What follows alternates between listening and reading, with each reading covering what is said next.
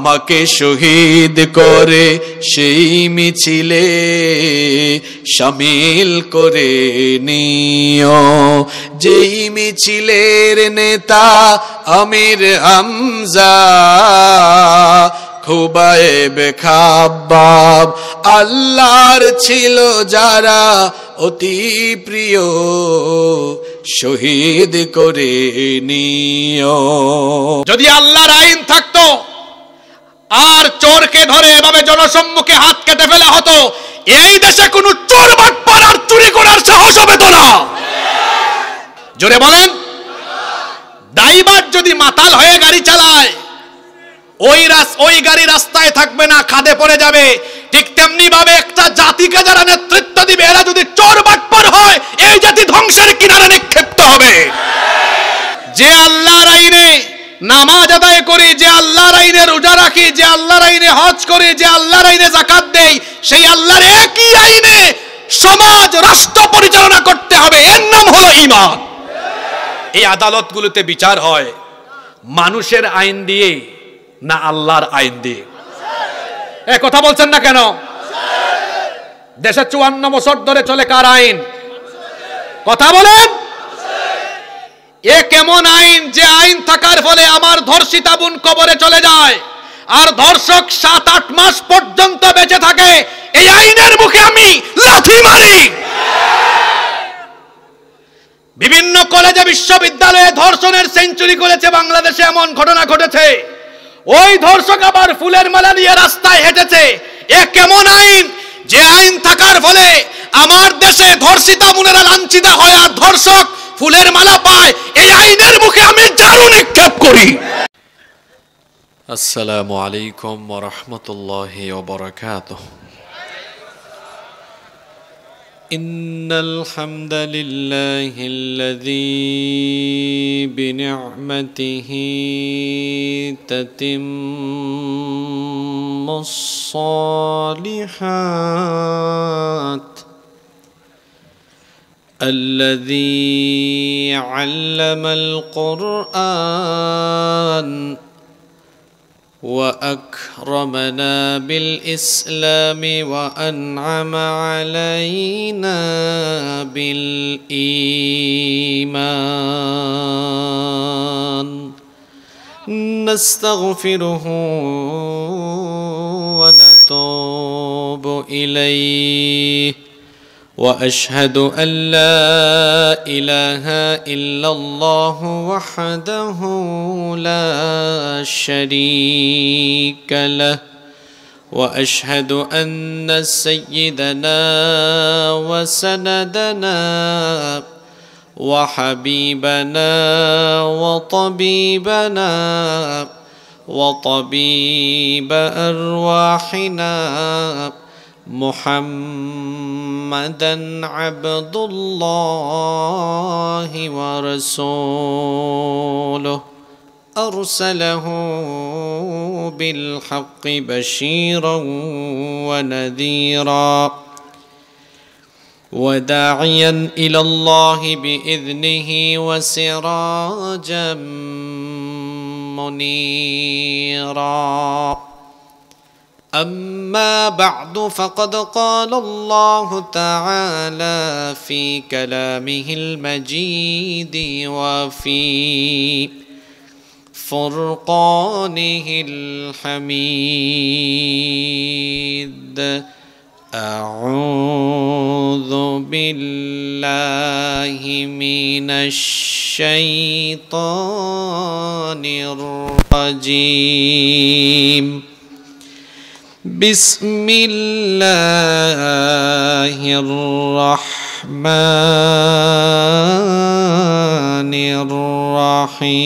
الرحيم إن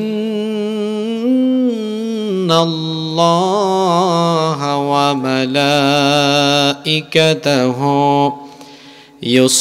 يصلون على النبي يا أيها الذين آمنوا صلوا عليه وسلموا تسليما اللهم صل على محمد وعلى آل محمد كما صليت على إبراهيم وعلى آل إبراهيم إنك حميد مجيد اللهم بارك على محمد وعلى آل محمد كما باركت على إبراهيم وعلى آل إبراهيم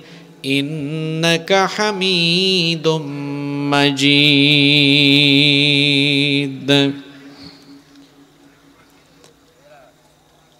বাংলাদেশের অন্যতম জেলা অন্যতম বিভাগ হযরত শাহ মখদুম রাহিমাহুল্লাহ এর স্মৃতি বিজড়িত ভূমি রাজশাহী জেলার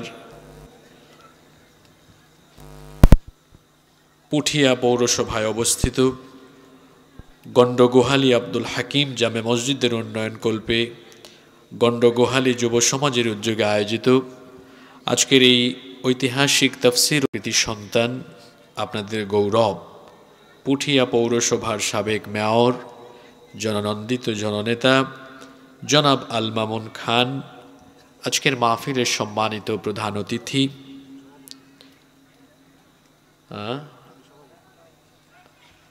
না আপনাকে তো সভাপতি বলেছি আমি আজকের মাহফিলের সম্মানিত প্রধান অতিথি বিশিষ্ট ব্যবসায়ী আইনজীবী ও রাজনীতিবিদ সোশ্যাল অ্যাক্টিভিস্ট জিয়া পরিষদ ইউকে এর সম্মানিত senior vice president barrister Rezaul করিম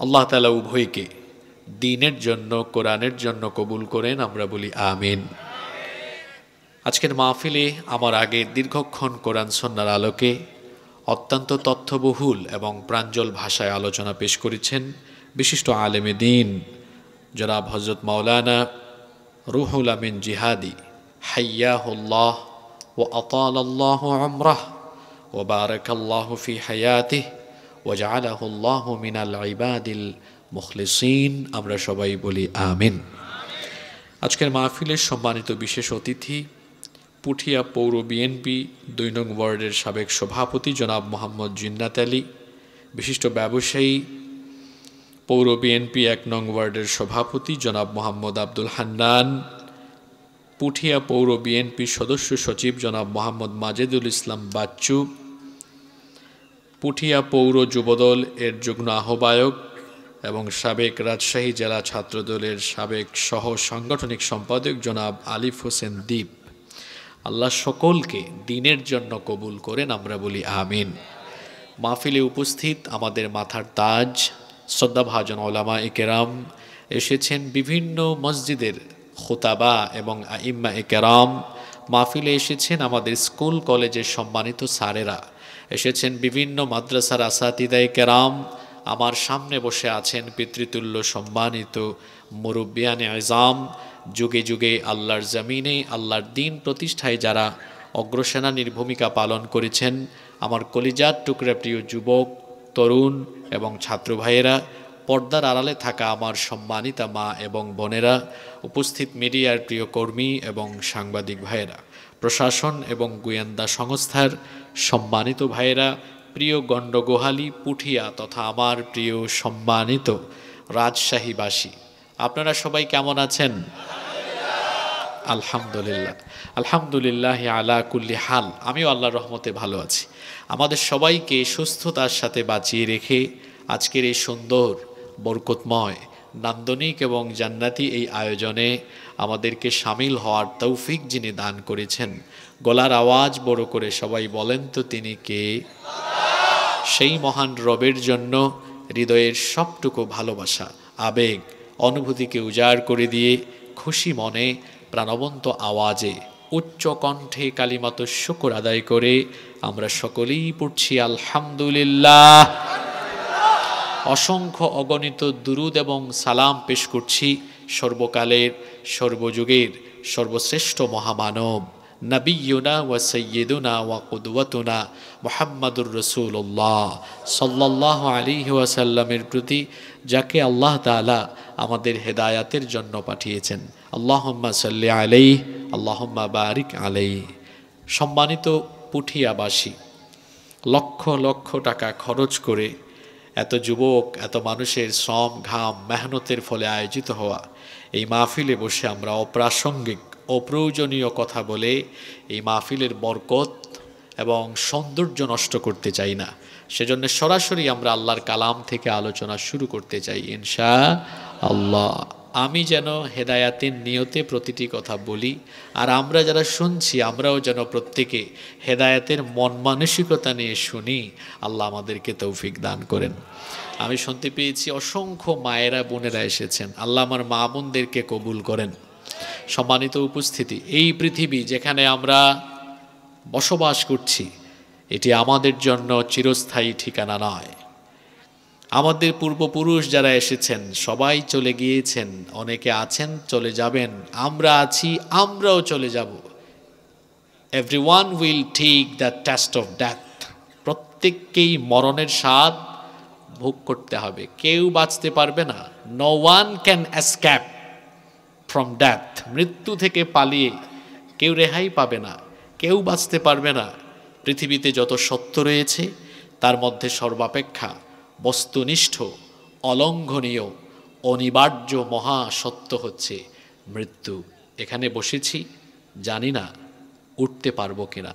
আজকে বেঁচেছিলাম, জানি না আগামীকাল আমি থাকবো কিনা। 2025 আমি দেখেছি, 2026 আমি দেখতে নাও পারি। পৃথিবীটা এমনই, এটা এমন আমি চলে যাওয়ার পরে কিনা আমার পরবর্তী প্রজন্ম আমাকে ভুলেও যাবে। আপনার দাদার দাদার বাবার নাম আপনার কি জানা আছে? হয়তোবা কিয়ামত না হলে 2100 বা 2225 সালে আপনার পরবর্তী প্রজন্ম আপনাকে চিনবেও না, আপনার নামও বলতে পারবে না। এর নাম দুনিয়া। এই দুনিয়া থেকে সবাই চলে যাব আমরা। There are two types of death. এই যে পৃথিবী থেকে চলে যাওয়ার মৃত্যুর যে প্রক্রিয়া, এটা দুই রকমের হয়। মানুষ পৃথিবী থেকে পরপারে পাড়ি জমায় কিসের মাধ্যমে? মৃত্যুর মাধ্যমে। এই মৃত্যু দুই ধরনের হয়ে থাকে। কথা বুঝে থাকলে পুরুষোচিত কণ্ঠে জবাব দিয়ে বলেন তো, পৃথিবী থেকে চলে যাওয়ার পরকাল যাত্রার মৃত্যুর কয়টা ধরন হতে পারে? একটা হচ্ছে গুড ডেথ, আরেকটা হচ্ছে ব্যাড ডেথ। একটা ভালো মৃত্যু, উৎকৃষ্ট মৃত্যু, আরেকটা নিকৃষ্ট মৃত্যু। নিকৃষ্ট মৃত্যু অসম্ভব রকমের ভয়াবহ, খুব মারাত্মক, বেদনাদায়ক। নিকৃষ্ট মৃত্যু এটা বড় ভয়ঙ্কর। উৎকৃষ্ট মৃত্যু এটা পাওয়া সৌভাগ্যের ব্যাপার। এজন্য তো বুজুর্গ ব্যক্তিরা হাত তুললেই বলেন, আল্লাহ যতদিন বাঁচাও ইজ্জতের সাথে বাঁচাও, যখন তুমি আমাকে তোমার দরবারে উঠিয়ে নিবা ইজ্জতের সাথে উঠায় নিও। ঠিক না? বলেন আমিন। কোথায় কোন কথা বলতে হয় এটাও শিখতে হবে। এখানে ঠিক বললেন কেন?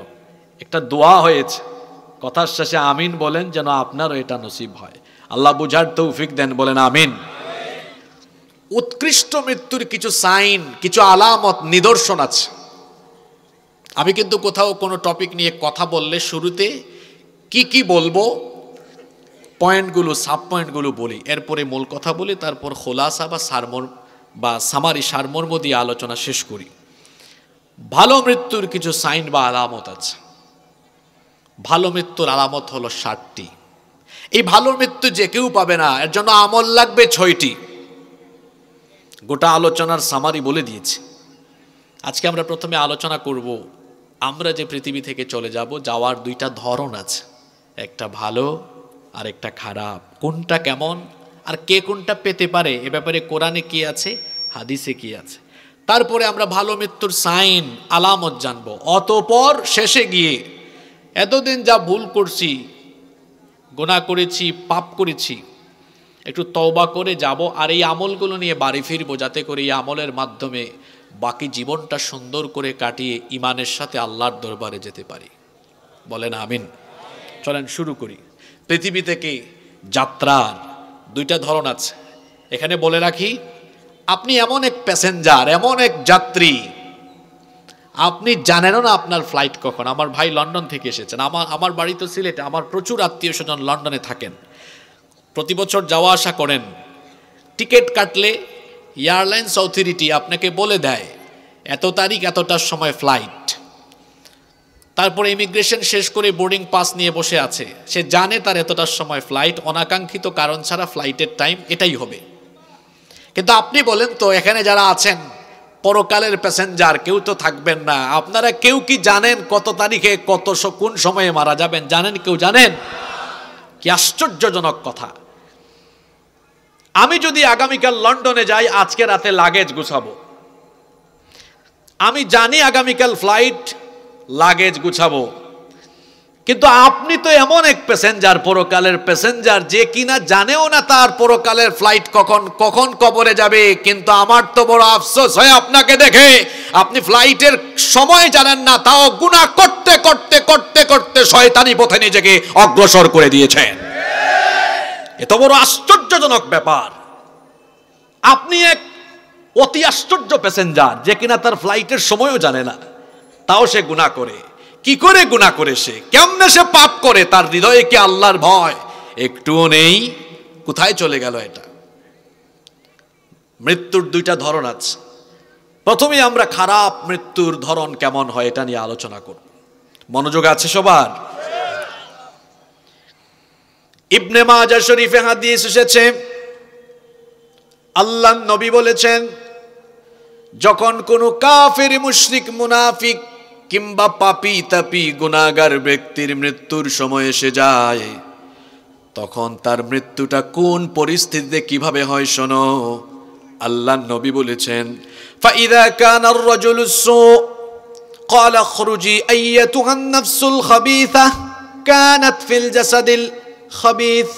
আল্লাহর নবী বলেছেন, যখন কোনো পাপী তাপী গুনাহগার ব্যক্তির মৃত্যুর সময় আসে, ফেরেশতারা তার কাছে এসে বলে, উখরুজি আইয়াতুহান নাফসুল খাবিসা কানাত ফিল জাসাদিল খাবিস, হে অপবিত্র নিকৃষ্ট আত্মা, যা নিকৃষ্ট শরীরের ভেতরে ছিলে, তুমি বের হয়ে আসো। উখরুজি দামিমাতাও ওয়া আবশিরি বিহামিমিন ওয়া গাসসাক, হে নিকৃষ্ট আত্মা, হে পাপী ব্যক্তি, শোনো, নিন্দিতভাবে ঘৃণার সাথে জাহান্নামের ফুটন্ত গরম পানি এবং ক্ষতের ক্ষরণ পূজের দুঃসংবাদ নিয়ে তুমি এই নিকৃষ্ট শরীর থেকে নিকৃষ্ট আত্মাটা বের হয়ে আসো। ওয়া আখারা মিন শাকলাতি আজওয়াজ ওয়া আখারা মিন শাকলিহি আজওয়াজ, অনুরূপ এমন আরো খারাপ খারাপ বিষয়ের দুঃসংবাদ শুনে শুনে তুমি এই নিকৃষ্ট দেহ থেকে বের হয়ে আসো। অন্য হাদিসে এসেছে, আল্লাহর নবী বলেছেন, ইন্নাল আবদাল কাফিরা ইযা কানা ফি ইনকিতাইম মিনাদ দুনিয়া ওয়া ইকবালিম মিনাল আখিরাহ, যখন কোনো পাপী তাপী গুনাহগার কাফির মুশরিক কিংবা কোনো জাহান্নামীর মৃত্যুর সময় আসে, পরকাল যাত্রার সময় হয়, নাযালা ইলাইহি মিনাস সামা, আসমান থেকে ফেরেশতা নাজিল হয়, সুদুল ওয়ুজুহ, এমন ফেরেশতা তাদের চেহারা কিনা থাকে খুবই শুভ্র, খুবই সুন্দর, খুবই উজ্জ্বল, মাহুমুল মুসুহ, তাদের সাথে থাকে জান্নাতের কাফন, ফায়াজলি, তাদের সাথে থাকে জাহান্নামের মোটা কাপড়, জাহান্নামের মোটা পুরু কাপড়, ফায়াজলিসুনা মিনহু মাদ্দাল বাসার, এরপরে ওই মৃত্যু পথযাত্রী গুনাহগার ব্যক্তির দৃষ্টি সীমানার সামনে বসে যায়। সুম্মা ইয়াজিউ মালাকুল মাউত, অতঃপর মালাকুল মাউত মৃত্যুর ফেরেশতা আসেন, হাত্তা ইয়াজলিসা ইনদা রাসিহি, তারপরে এই গুনাহগার, এই পাপী তাপী লোকটার মাথার কাছে বসেন, এরপরে বলেন, ইয়া আইয়াতুহান নাফসুল খাবিসা, হে অপবিত্র আত্মা, উখরুজি ইলা সাখাতিম মিনাল্লাহি ওয়া গাদাব, তুমি আল্লাহর অসন্তুষ্টি আর গজবের উদ্দেশ্যে বের হয়ে আসো। আল্লাহর নবী বলেছেন, এই কথা বলা মাত্রই ফাতাফাররাকা ফি জাসাদি, তার শরীর চূর্ণ বিচূর্ণ হয়ে যাওয়ার উপক্রম হয়, এমন পরিস্থিতি হয়, ফায়ান্তাজিউহা কামা ইউনতাজাউস সুফুদু মিনাস সুফিল মাবলুল, ভেজা উল থেকে বাঁকা কাটা বিশিষ্ট লোহাকে টেনে হিচড়ে বের করলে যতটা না কষ্ট হয়, এই পাপী এই গুনাহগার মৃত্যুর সময় তার চাইতে আরো বেশি কষ্ট অনুভব করে। অন্যান্য রিওয়ায়াতে এসেছে পাপী তাপী গুনাহগার লোকগুলো মৃত্যুর সময় এত কষ্ট পায়, একজন জীবন্ত মানুষকে যদি তলোয়ার দিয়ে 1000 পিস 1000 টুকরা করা হয়, সে যতটা না কষ্ট পাবে, এই পাপী তাপী মৃত্যু পদযাত্রায় লোকটা এর চাইতেও আরো বেশি কষ্ট পাবে। কি করে নামাজ ছাড়েন, কি করে সুদ ঘুষ অন্যায়ের সাথে সম্পর্ক রাখেন, কি করে জুলুম করেন, কেমনে গুনাহ করেন, আহারে মরণের চিন্তা কি মাথায় নাই? যেতে তো আপনাকে হবেই। অন্য রিওয়ায়াতে এসেছে এরকম গুনাহ করতে করতে গুনাহগার হয়ে যারা মৃত্যুর সময়ে পতিত হয়ে যায়, এমন কঠিন পরিস্থিতি হয়, আল্লাহ নবী বলেছেন এত কষ্ট হয়। অন্য রিওয়ায়াতে পাওয়া যায় একজন জীবিত মানুষকে বড় একটা কড়াইয়ের মধ্যে তেল গরম করে সেই ফুটন্ত তেলের মধ্যে ফেলে দিলে সে যতটা না কষ্ট পাবে, পাপী তাপী গুনাহগারেরা মরণের সময় এর চাইতে আরো বেশি কষ্ট পাবে। মালাকুল মউত তার রূহ কবজের প্রক্রিয়া আরম্ভ করবে। তার পায়ের কাছে এসে যখন চাপ মারবে, রূহ গিয়ে চামড়ার নিচে লুকাবে, চামড়ার নিচে চাপতে থাকবে। গোটা শরীরে আঘাত করতে করতে, গোটা শরীরে প্রহার করতে করতে ফেরেশতারা এই লোকটার রূহকে ভয়ঙ্কর কষ্ট দিয়ে দিয়ে কবজ করবে।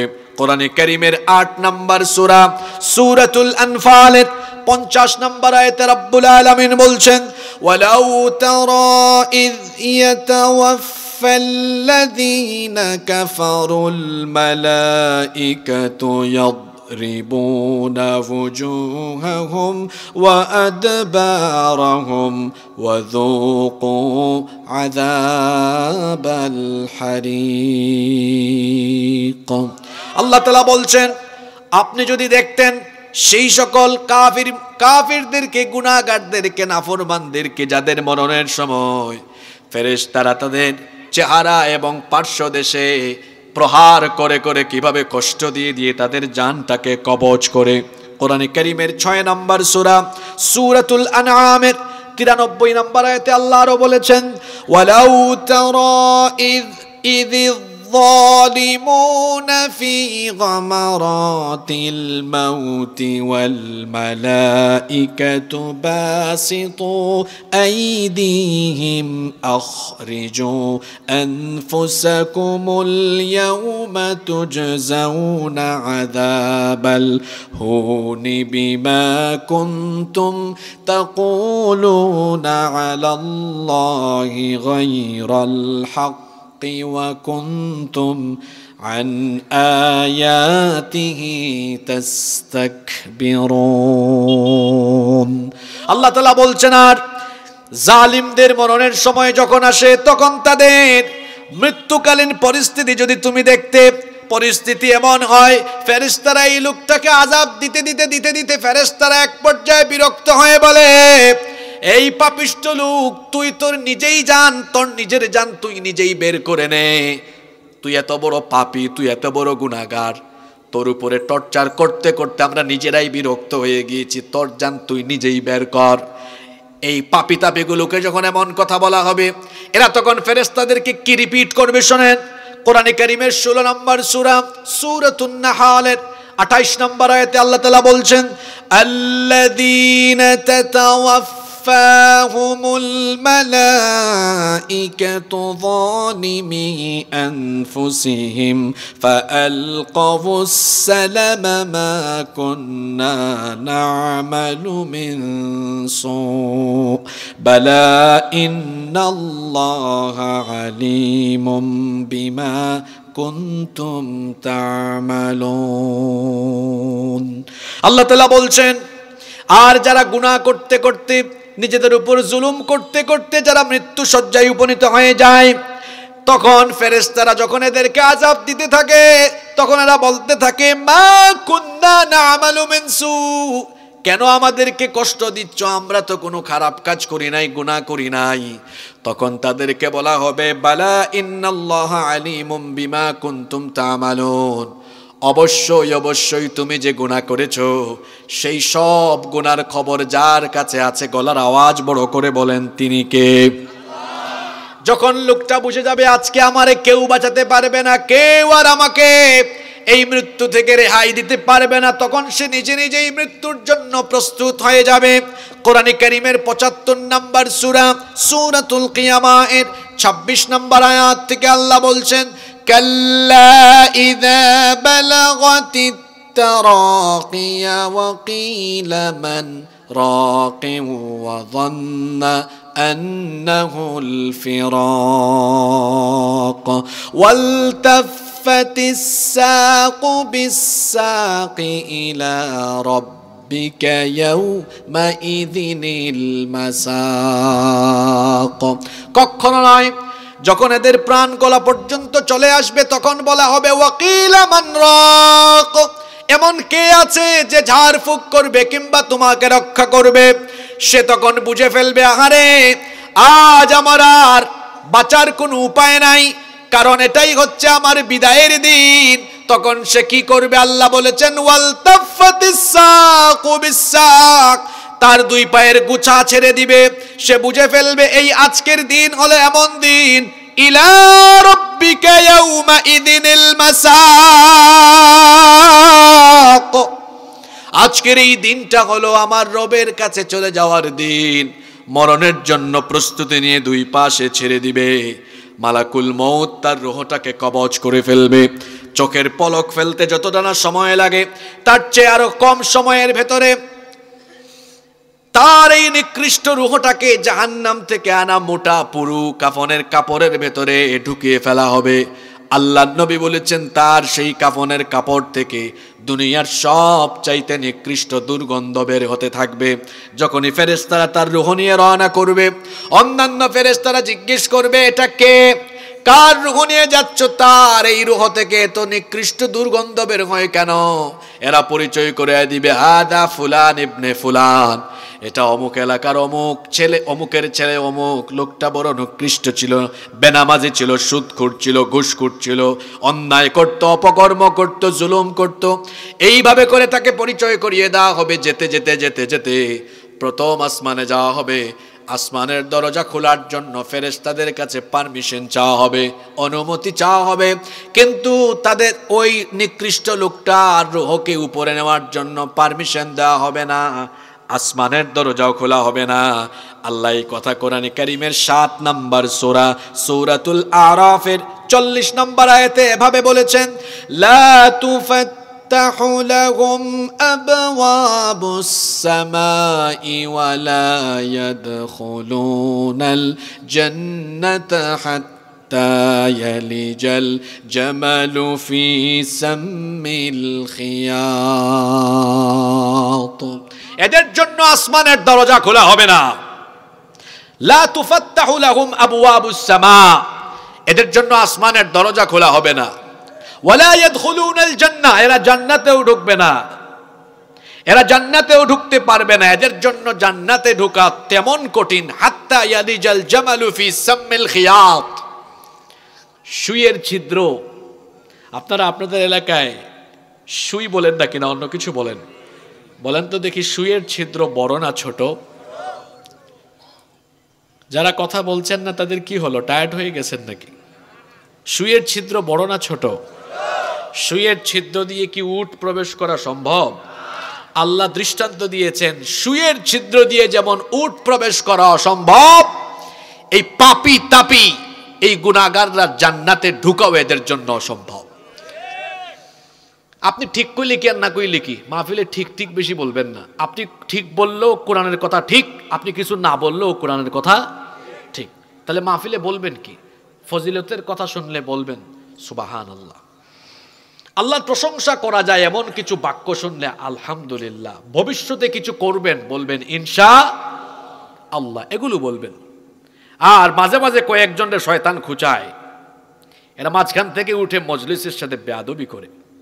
এটা মজলিসের আদবের খেলাফ। কোথাও কোনো বক্তব্য শুরু হয়ে গেলে আর উঠা যায় না। তারা থাকলে বক্তৃতা শুরুর আগে উঠে যেতে হবে, শুরুর পরে উঠা যায় না, এটা আদবের খেলাফ। আর যারা এখানে বসেছেন, যদি কেউ মনে করেন এই হুজুর কিচ্ছা কাহিনী বলবে কিনা, হাসাবে কিনা, কিছুক্ষণ গান গাইবে কিনা, আপনার ধারণা ভুল। ইউ ক্যান গো, আপনি চলে যেতে পারেন। আর যারা এসেছেন আজকে কোরআন সুন্নাহ ভিত্তিক বাস্তবমুখী কিছু কথা শুনতে এসেছি, আপনি থাকেন, আপনার জন্য অনেক মেসেজ আছে ইনশাআল্লাহ। এখন আপনি সিদ্ধান্ত নেন আপনি কি করবেন, তবে মাঝখান থেকে এভাবে এটা করবেন না। রাজশাহীর মানুষ কিন্তু সুশিক্ষিত, ভদ্র, নম্র। আশা করি এর ব্যতিক্রম আজকের এখানেও হবে না ইনশাআল্লাহ। কি বলছিলাম, আসমানের পারমিশন দেওয়া হবে না, বলা হবে রূহকে সিজ্জিনে রেখে দাও। সিজ্জিন কি? সিজ্জিন হচ্ছে যেখানে পাপী তাপী গুনাহগারদের রূহকে সংরক্ষণ করা হয়, সেটার নাম কি জোরে বলেন তো? এর রূহটাকে সিজ্জিনে রেখে দেওয়া হবে, আসমানের দরজাও খোলা হবে না। এইভাবে করে পাপী তাপী গুনাহগার লোকদের ভয়াবহ কষ্টের সাথে মৃত্যু হবে। আল্লাহ এমন মৃত্যু থেকে আমাদের সবাইকে আপনি হেফাজত করেন, বলেন আমিন। অপরদিকে নেককার, দিনদার, ভালো মানুষ, এদের মৃত্যু কেমন হয়? আল্লাহর নবী এবার বলছেন, ভালো মৃত্যু পাওয়ার জন্য নেকির পথে থাকা লাগে। আর ভালো মৃত্যু এটা সবাই পায় না। ভালো মৃত্যু পাওয়ার শর্ত হলো ঈমান আর নেক আমলের উপর টিকে থাকা। কথা বুঝে থাকলে বলেন তো, ভালো মৃত্যুর জন্য শর্ত হলো কিসের উপরে থাকা? আপনারা বলবেন হুজুর আমরা সবাই ঈমানের উপরে আছি। আমাদের ঈমান হলো এমন, আল্লাহর নবী তো বলেছেন আখিরি জামানায় কিয়ামতের আগে মানুষের ঈমানের হালত এমন হবে, পরিস্থিতি এত কঠিন হবে, সামনে ফিতনা, পিছনে ফিতনা, ডানে বামে চতুর্দিকে ফিতনা থাকবে। এমন এক ফিতনার মুহূর্ত আসবে যখন ঈমানকে বাঁচিয়ে রাখা এতটাই কঠিন হবে, জ্বলন্ত কয়লার উপরে টিকে থাকা যতটা না কঠিন হবে, আখেরি জামানায়, শেষ জামানায় নিজের ঈমানকে বাঁচিয়ে রাখা তার চাইতে বেশি আরো কঠিন হবে। কারণ ঈমানকে নষ্ট করার, ধ্বংস করার উপায়, উপকরণ, উপাদান চতুর্দিকে ছড়িয়ে থাকবে, এত দূরে যাওয়া লাগবে না। আজ আমার আপনার ঈমানকে ধ্বংস করে জাহান্নামের পথে আমাদেরকে ধাবিত করার জন্য পকেটে থাকা মোবাইল ফোনটাই এনাফ, অন্য কোনো কিছু লাগবে না। এমন ফিতনার জামানা। আল্লাহর নবী বলেছেন এমন ফিতনার সময় আসবে, সকালবেলা মোমেন থাকবে, বিকেলবেলা কাফির হয়ে যাবে, সন্ধ্যাবেলা মোমেন থাকবে, সকাল হওয়ার আগে কাফির হয়ে যাবে। এমন এক কঠিন পরিস্থিতি আসবে। আল্লাহ আখিরি জামানার মানুষ, আমরা সকল ফিতনা থেকে তুমি আমাদেরকে বাঁচিয়ে দাও, বলেন আমিন। আল্লাহর নবী বলেছেন একমাত্র ভালো মৃত্যু তারা পাবে যারা ঈমান আর নেক আমলের উপর টিকে থাকবে। আর ঈমান আর নেক আমলের উপর টিকে থাকবে তারা আল্লাহর তরফ থেকে তৌফিক পাবে। যারা, বলেন তো দেখি, আল্লাহ যদি তৌফিক না দেন ঈমান আর আমলের উপরে টিকে থাকা যাবে নাকি? এজন্য শুনেন, তিরমিজি শরীফে হাদিস এসেছে, আল্লাহর নবী বলেছেন ইদা আরাদাল্লাহু বিআবদিন খায়রান ইসতামালাহু, যখন আল্লাহ কোনো বান্দার কল্যাণ চান, আল্লাহ তাকে কল্যাণের যোগ্য বানান। সাহাবারা প্রশ্ন করলেন কাইফা ইস্তামিলুহু ইয়া রাসূলুল্লাহ?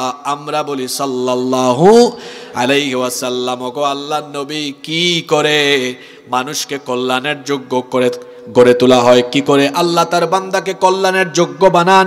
আল্লাহর নবী তখন জবাব দিলেন ইউওয়াফিকুহু লিআমালিন সালিহিন ক্বাবলাল মামাত। আল্লাহ যখন কোনো বান্দাকে কল্যাণের যোগ্য করে গড়ে তুলতে চান, আল্লাহ তখন ওই বান্দাকে নেক আমল করার তৌফিক দান করেন। সুবহানাল্লাহ। আল্লাহ কারো কল্যাণ চাইলে আল্লাহ তাকে নেকির পথে রাখেন। কথা বুঝতেছেন আমার? আল্লাহ কিভাবে রাখেন? আল্লাহ তখন দয়া করে রাখেন। আল্লাহর দয়া বেশি না আমাদের দয়া বেশি? রহমত, দয়াকে আল্লাহ 100 টুকরা করেছেন। 100 টুকরা করে আল্লাহ 1 টুকরা সবাইকে ভাগ করে দিয়েছেন। আপনারা পাইছেন কয় টুকরা? একা 1 টুকরা পাইছেন না ওই 1 টুকরা ভাগ করে পাইছেন?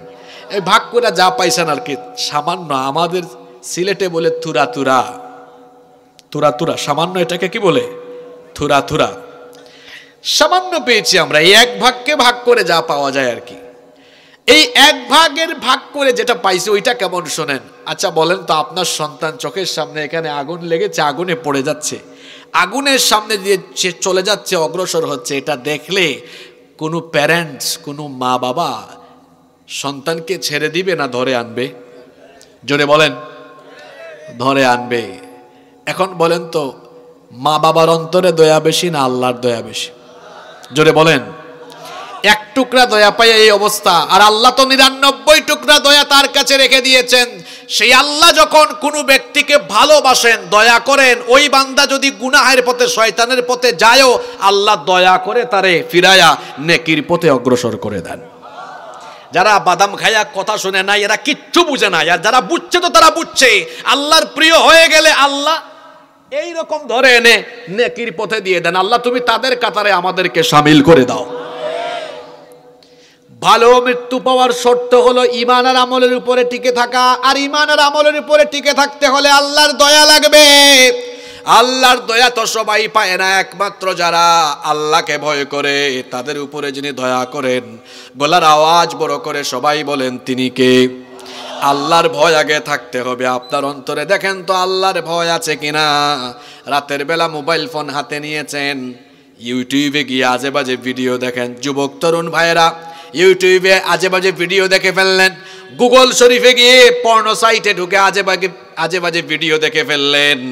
বলেন তো দেখি, যে ব্যক্তি আল্লাহকে ভয় করবে সে এমনটা করতে পারে নাকি? কারণ আমি আমার রুমের ভেতরে দরজা বন্ধ করে দিয়ে আমি আমার ফোনের মধ্যে কি দেখছি। অনেকে আছে এখন ফোনের মধ্যে প্রাইভেসি গ্লাস লাগায়। প্রাইভেসি গ্লাস লাগানোর কারণে পাশে থেকে কিছু দেখা যায় না।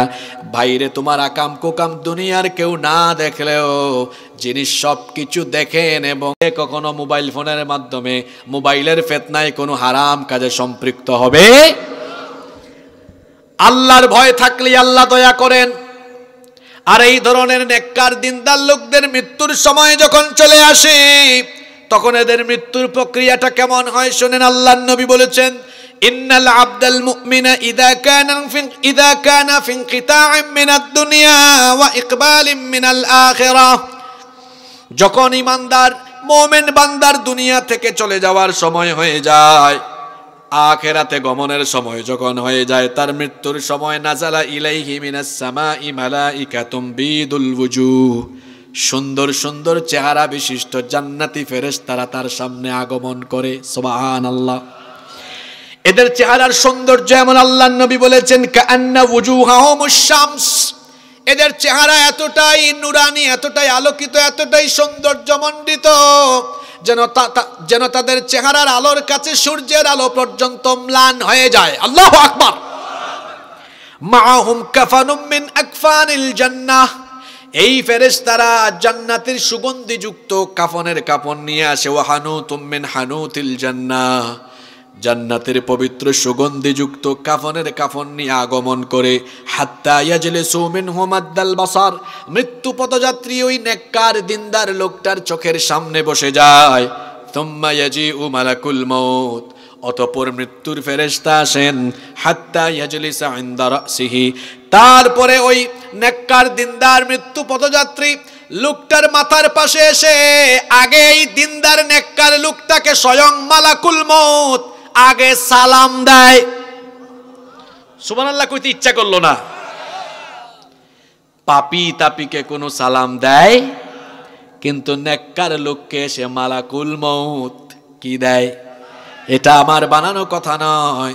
কোরআনে কারীমের 16 নম্বর সূরা সূরাতুল নাহলের 32 নম্বর আয়াতে আল্লাহ তাআলা বলছেন, আল্লাযীনা তাতাওয়াফফাহুমুল মালাইকাতু তাইয়্যিবিনা ইয়াকুলুনা সালামুন আলাইকুম উদখুলুল জান্নাতা বিমা কুনতুম তা'মালুন। আল্লাহ তাআলা বলছেন, পবিত্র অবস্থায় অর্থাৎ নেক কাজ করতে করতে যাদের মৃত্যুর সময় আসে, ফেরেশতারা এদেরকে মরণের সময় বলে, সালামুন আলাইকুম উদখুলুল জান্নাতা বিমা কুনতুম তা'মালুন। তোমাদের উপরে সালাম, জান্নাতের সুসংবাদ নিয়ে মৃত্যুর জন্য, পরকাল যাত্রার জন্য প্রস্তুত হও। মৃত্যুর ফেরেশতা সালাম দেয়। সালাম দেওয়ার পরে বলে, আইয়াতুহান নাফসুত তাইয়্যিবা উখরুজি ইলা মাগফিরাতিম মিনাল্লাহি ওয়া রিদওয়ান। তুমি আল্লাহর সন্তুষ্টি আর জান্নাতের দিকে বের হয়ে আসো। এই কথা বলা মাত্র এই লোকটার দেহ থেকে এত সহজেই জান বের হয়ে আসবে, রূহ বের হয়ে আসবে। আল্লাহর নবী বলেছেন ফাতাখরুজু তাসিলু কামা তাসিলুল কাতরাতু মিন ফিস সিকা, কলসি থেকে পানি ঢাললে যেমন পানি সহজে বের হয়ে যায়, এই নেককার লোকটার শরীর থেকে রূহটাও এমন সহজ করে বের হয়ে যায়। সুবহানাল্লাহ। ফেরেশতারা তাকে তখন জান্নাতের নয়নাবিরাম দৃশ্য দেখায়, জান্নাতের চিত্র তুলে ধরে, জান্নাতের চিত্র তুলে ধরে বলে তুমি জান্নাতের দৃশ্য দেখে দেখে দেখে দেখে দুনিয়া থেকে বিদায় হও। কোরআনে কারীমের 41 নম্বর সূরা, সূরা হামিম আস-সাজদা এর 30 নম্বর আয়াতে আল্লাহ বলছেন ইন্নাল্লাযীনা ক্বালু রাব্বুনাল্লাহু সুম্মা ইসতাকামু তাতানাজ্জালু আলাইহিমুল মালাইকা আল্লা তাখাফু ওয়া লা তাহজানু ওয়া আবশিরু বিল জান্নাতিল্লাতী কুনতুম তুআদুন। নিশ্চয়ই যারা বলে আল্লাহ আমাদের রব, আমাদের রব যিনি, গলার আওয়াজ বড় করে সবাই বলেন তিনি কে? আল্লাহ আমার রব, এই রবি আমার সব, আল্লাহ আমার রব, এই রবি আমার সব, দমে দমে তনু মনে তারি অনুভব, আল্লাহ আমার রব, এই রবি আমার সব। বলেন আলহামদুলিল্লাহ। নিশ্চয়ই যারা বলে আল্লাহ আমার রব, এরপরে এই রবের দেখানো পথে ইস্তেকামত থাকে, ফেরেশতারা তাদের মৃত্যুর সময় এসে বলে আল্লাহ তাখাফু ওয়া লা তাহজানু, আল্লাহর বান্দা তোমার জন্য কোনো ভয় নাই, তোমার জন্য কোনো দুশ্চিন্তা নাই।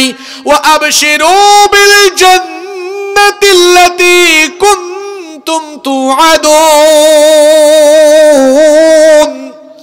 আল্লাহর ওয়াদা করা জান্নাতের সুসংবাদ তুমি গ্রহণ করো। ছোট্ট একটা বাচ্চা তার ক্ষুধা লাগলে যেমন কান্নাকাটি আরম্ভ করে, তারপরে তার মা এসে যখন কুলে নিয়ে তাকে দুধ পান করায়, সেই বাচ্চা যখন তার মায়ের কুলে গিয়ে দুধ পান করে করে তখন সে যেভাবে আরাম করে ঘুমায়া যায়, ফেরেশতারা এই নেককার লোকটার চোখের সামনে যখন জান্নাতের দৃশ্য তুলে ধরবে, এই লোকটাও জান্নাতের দৃশ্য দেখতে দেখতে আরাম করে ঘুমায়া যাবে। আল্লাহ এমন মৃত্যু আমাদেরকে নসিব করে দিও, বলে না আমিন। এই নেককার লোকটার শরীর থেকে রূহটাকে বের করার সাথে সাথে চোখের পলক ফেলতে যত সময় লাগে তার চাইতে আরো কম সময়ে তার রূহটাকে জান্নাতি সুগন্ধিযুক্ত কাফনে মুড়িয়ে তারপরে রওনা করা হবে। অন্যান্য ফেরেশতারা বলবে এটা কার দেহ নিয়ে যাচ্ছে, কার রূহ নিয়ে যাচ্ছে, এত সুগন্ধি বের হয় কেন? তখন এরা পরিচয় করিয়ে দিবে হাদা ফুলান ইবনে ফুলান, এটা পুটিয়ার অমুক এলাকা, আর অমুকের ছেলে অমুক ভালো মানুষ ছিল, নামাজি ছিল, দিনদার ছিল, পরহেজগার ছিল, মোমেন ছিল, মুত্তাকি ছিল। যেতে যেতে যেতে যেতে প্রথম আসমান পর্যন্ত যাওয়া হবে, দরজা খোলার জন্য অনুমতি চাওয়া হবে, ফেরেশতারা ওয়েলকাম করে করে দরজা খুলে দিবে, এইভাবে করে 7 আকাশ তার জন্য খুলে দেওয়া হবে। এরপরে তার রূহটাকে 7 আকাশের উপরে ইল্লিন নামক একটা জায়গা আছে। ইল্লিন আবার কি? ইল্লিন হলো নবী, সিদ্দিকিন, সুহাদা, সালেহিন, নেককারদের রূহ যেখানে সংরক্ষণ করা হয় সেটার নাম হলো ইল্লিন। জোরে বলেন সেটার নাম কি? আর কাফিরদের, মুশরিকদের, বেঈমানদের, নাফরমানদের, জাহান্নামী পাপীদের রূহ রাখা হয় কোথায়? সিজ্জিন। আর নেককারদের রূহ রাখা হয় কোথায়? ইল্লিনের মধ্যে তার দেহকে রাখা হবে, তারপর বলা হবে তার কবরে নিয়ে সেটা ফিরাইয়া দিয়ে আসো। আর জান্নাতি ফেরেশতারা যখন ইল্লিনের মধ্যে এই নেককার লোকটার দেহ, এই নেককার লোকটার রূহটাকে গ্রহণ করবে, ওয়েলকাম করবে, কেমন তাদের ওয়েলকামিং অ্যাপ্রোচটা কেমন হবে সেটা আল্লাহ কোরআনে উঠায় দিয়েছেন।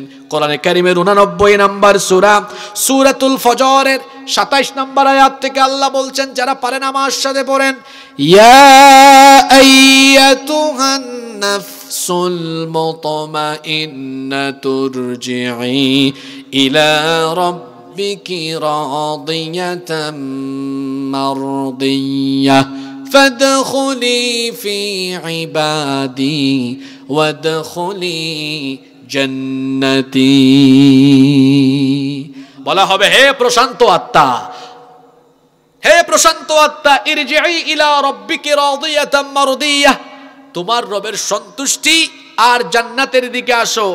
আসো নেককার বান্দাদের সাথে আল্লাহর জান্নাতে শামিল হয়ে যাও। সুবহানাল্লাহ। আল্লাহ এমন মৃত্যু সবাইকে নসিব করে দিও। তাহলে আমরা মৃত্যুর কয়টা ধরন শুনলাম এতক্ষণ? জোরে বলেন কয়টা? খারাপ মৃত্যু, ভালো মৃত্যু। আমরা কোনটা চাই? জোরে বলেন কোনটা চাই? এবার আসেন, ভালো মৃত্যুর 7টা আলামত আছে। কয়টা আলামত আছে? আপনাদের কষ্ট হচ্ছে নাকি? কষ্ট হচ্ছে না তো? ভালো মৃত্যুর আলামত কয়টা? 7টা। নাম্বার 1, 1 নাম্বার, ভালো মৃত্যু মানে এই না যে এই লোকটার রোগ বালাই হবে না, দুঃখ কষ্ট বিপদ আপদ তার জীবনে থাকবে না, এর মানে এই নয়। ভালো মৃত্যুর 1 নাম্বার আলামত হলো, আল্লাহ যাকে বেশি পছন্দ করবেন, ভালো মৃত্যু, ইমানের মৃত্যু দিতে চাইবেন, আল্লাহ তাকে বেশি বেশি বালা মুসিবত বিপদ আপদ দিয়ে তাকে পরীক্ষা করবেন। আদ-দুনিয়া সিজনুল লিল মুমিন ওয়া জান্নাতুল লিল কাফির। দুনিয়া মুমিনের জেলখানা আর কাফিরদের জান্নাত। কাফিরদের জন্য দুনিয়াটা কি? জান্নাত। আর মুমিনের জন্য এটা কি? জেলখানা। জেলখানায় আরাম না কষ্ট? মুমিনের জীবনে দুঃখ থাকবে, কষ্ট থাকবে, জেল থাকবে, জুলুম থাকবে, নির্যাতন থাকবে, হামলা থাকবে, মামলা থাকবে, তাও সে কখনো মাথা নুয়াবে না, কখনো সে ভীত সন্ত্রস্ত হবে না। কারণ যে ঈমান এনেছে সে আল্লাহ ছাড়া দুনিয়ার কোনো বাতিল শক্তির পরোয়া করে না। ঈমানের মৃত্যু, ভালো মৃত্যুর 1 নাম্বার আলামত হলো, এই ব্যক্তির মৃত্যুর আগ পর্যন্ত জীবনে পরীক্ষা থাকবে কম না বেশি? জোরে বলেন, কম না বেশি?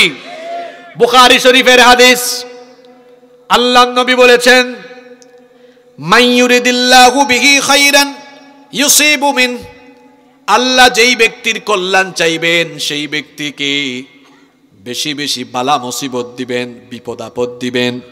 শোনেন একটা হাদিস, তিরমিজি শরীফে এসেছে, নবীজিকে একবার প্রশ্ন করা হলো, আইয়ুন নাসি আশাদ্দু বালাআন, মানুষের মধ্য থেকে সবচাইতে বেশি বালা মুসিবত আর বিপদের সম্মুখীন, পরীক্ষার সম্মুখীন হয়েছেন কারা? এই প্রশ্ন করা হয়েছে কাকে? ঘুমাই গেছেন নাকি? এই প্রশ্ন করা হয়েছে কাকে? আল্লাহ রসুলকে প্রশ্ন করা হয়েছে, মানুষের মধ্য থেকে কারা সবচেয়ে বেশি পরীক্ষা দিয়েছেন? আপনাদের কি মনে হয় বলেন তো, মানুষের মধ্যে সবচেয়ে বেশি পরীক্ষা দিয়েছেন কারা? আল্লাহর নবী তখন বললেন, আল আম্বিয়া আলাইহিমুস সালাম, সবচেয়ে বেশি পরীক্ষা দিয়েছেন আল্লাহর নবীরা। নবীরা এমন এমন পরীক্ষা দিয়েছেন, আমাদের জাতির পিতা বলেন তো, জাতির পিতাকে? খবরদার, জোর করে জাতির ঘাড়ে জাতির পিতা চাপিয়ে দেওয়া যাবে না। জাতির পিতা হলেন ইব্রাহিম আলাইহিস সালাম, তাকে জাতির পিতা বানিয়েছেন কে? আরো জোরে বলেন কে? মিল্লাত আবিকুম ইব্রাহিম,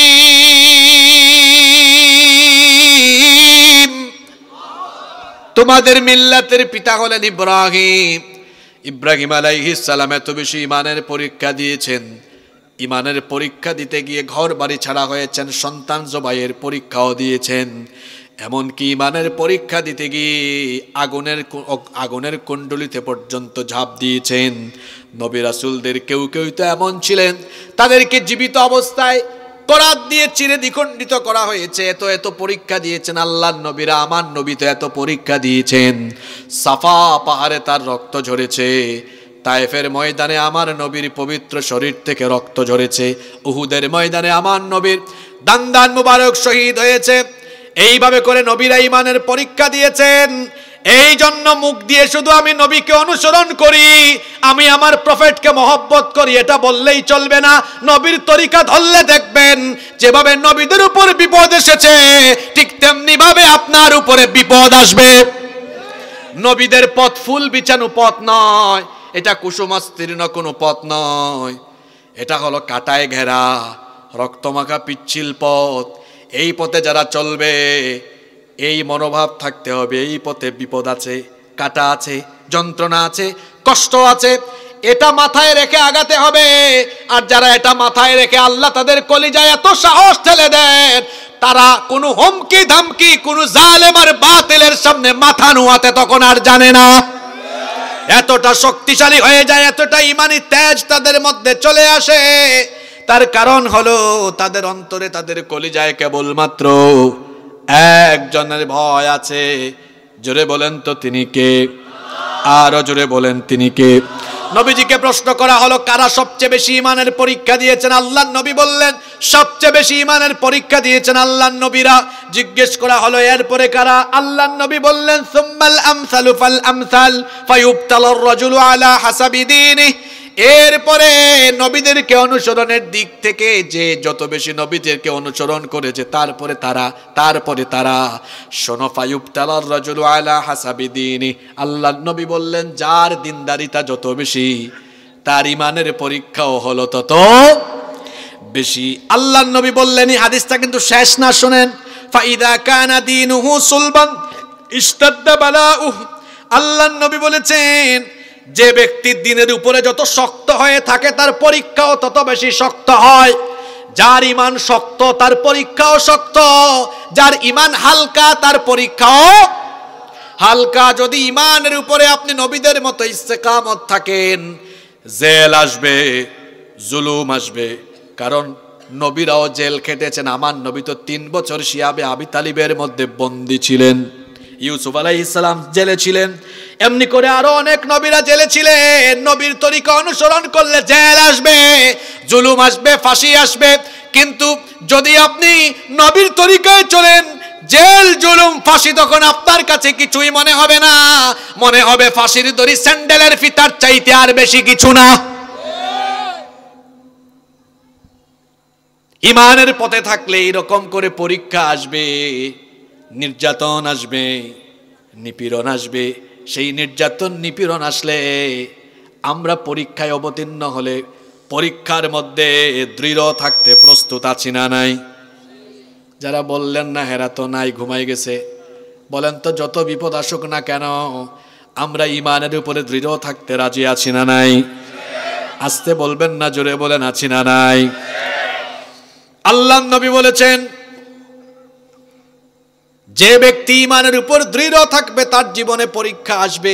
পরীক্ষা দিতে দিতে এই লোকগুলোর মর্যাদা বাড়বে। কারণ যার পরীক্ষা যত বেশি, তার মর্যাদাও হবে আল্লাহর কাছে তত বেশি। ভালো মৃত্যুর 1 নাম্বার আলামত হলো, মৃত্যুর আগ পর্যন্ত এই লোকটার জীবন বালা মুসিবত, বিপদ আপদ দিয়ে আল্লাহ পরীক্ষা করবেন। অবশেষে এই বিপদ আপদের মাধ্যমে আল্লাহ লোকটার সব গুনাহ মাফ করে দিয়ে এরপরে আল্লাহ তার প্রিয় পাত্র করে আল্লাহ তার দরবারে ভালো মৃত্যুর মাধ্যমে উঠায়া নিবেন। আল্লাহ তুমি এদের কাতারে আমাদেরকে শামিল করো। ভালো মৃত্যুর 2 নাম্বার আলামত হলো, এই সকল লোকদের মৃত্যুর সময়ে কপাল মৃদু, হালকা ঘামে। তিরমিজি, নাসাই, মুসনাদে আহমদ, বিখ্যাত 3টা হাদিসের গ্রন্থে এই হাদিস এক যুগে বর্ণিত হয়েছে। আল্লাহর নবী বলেছেন, আল মুমিনু ইয়ামুতু বিআরাকিল জাবিন। মুমিন ব্যক্তি কপালে মৃদু ঘাম নিয়ে মৃত্যুবরণ করে। নবী করিম সাল্লাল্লাহু আলাইহি ওয়াসাল্লাম তিনি যখন দুনিয়া থেকে চলে যাচ্ছিলেন, বলেছেন, আয়েশা একটা পানির পাত্র আনো। আম্মা জান আয়েশা রাদিয়াল্লাহু আনহা পানির পাত্র এনেছেন। নবীজি হাত পানির পাত্রে চুবিয়ে চুবিয়ে বারবার তার কপাল মুছেছেন, কপাল ভিজিয়েছেন। কপাল ঘামতে ছিল, এমনি করে বহু সাহাবীদেরও কপাল ঘেমেছে। মরণের সময় নেককার লোকদের কপাল ঘামে, এটা তাদের ভালো মৃত্যুর আরেকটা আলামত। বলেছেন মুহাম্মদ, আমরা বলি সাল্লাল্লাহু আলাইহি ওয়াসাল্লাম। ভালো মৃত্যুর 3 নাম্বার আলামত হলো জুমার রাতে বা জুমার দিনে মৃত্যুবরণ করা। আবার ভুল বুঝেন না, জুমার রাতে জুমার দিনে মরলেই ভালো মৃত্যুর আলামত, এটা ভুল বুঝলে চলবে না। ভালো মৃত্যু হওয়ার জন্য অবশ্যই ঈমান থাকা লাগবে। জলে বলেন কি থাকা লাগবে? কারণ কত বেঈমান হতো জুমার রাতে জুমার দিনে মরে, তাই বলে কি সে জান্নাত, সে কি জাহান্নাম থেকে মুক্তি পেয়ে যাবে নাকি? ঈমান থাকা লাগবে। ঈমানের উপর থেকে ঈমান নিয়ে যারা জুমার রাতে বা জুমার দিনে ইন্তেকাল করবে, আল্লাহর নবী বলেছেন তিরমিজি শরীফের হাদিস, মা মিন মুসলিমিন ইয়ামুতু ইয়াউমাল জুমুআতি আও লাইলাতাল জুমুআতি ইল্লা ওয়াকাহুল্লাহু ফিতনাতাল কবর।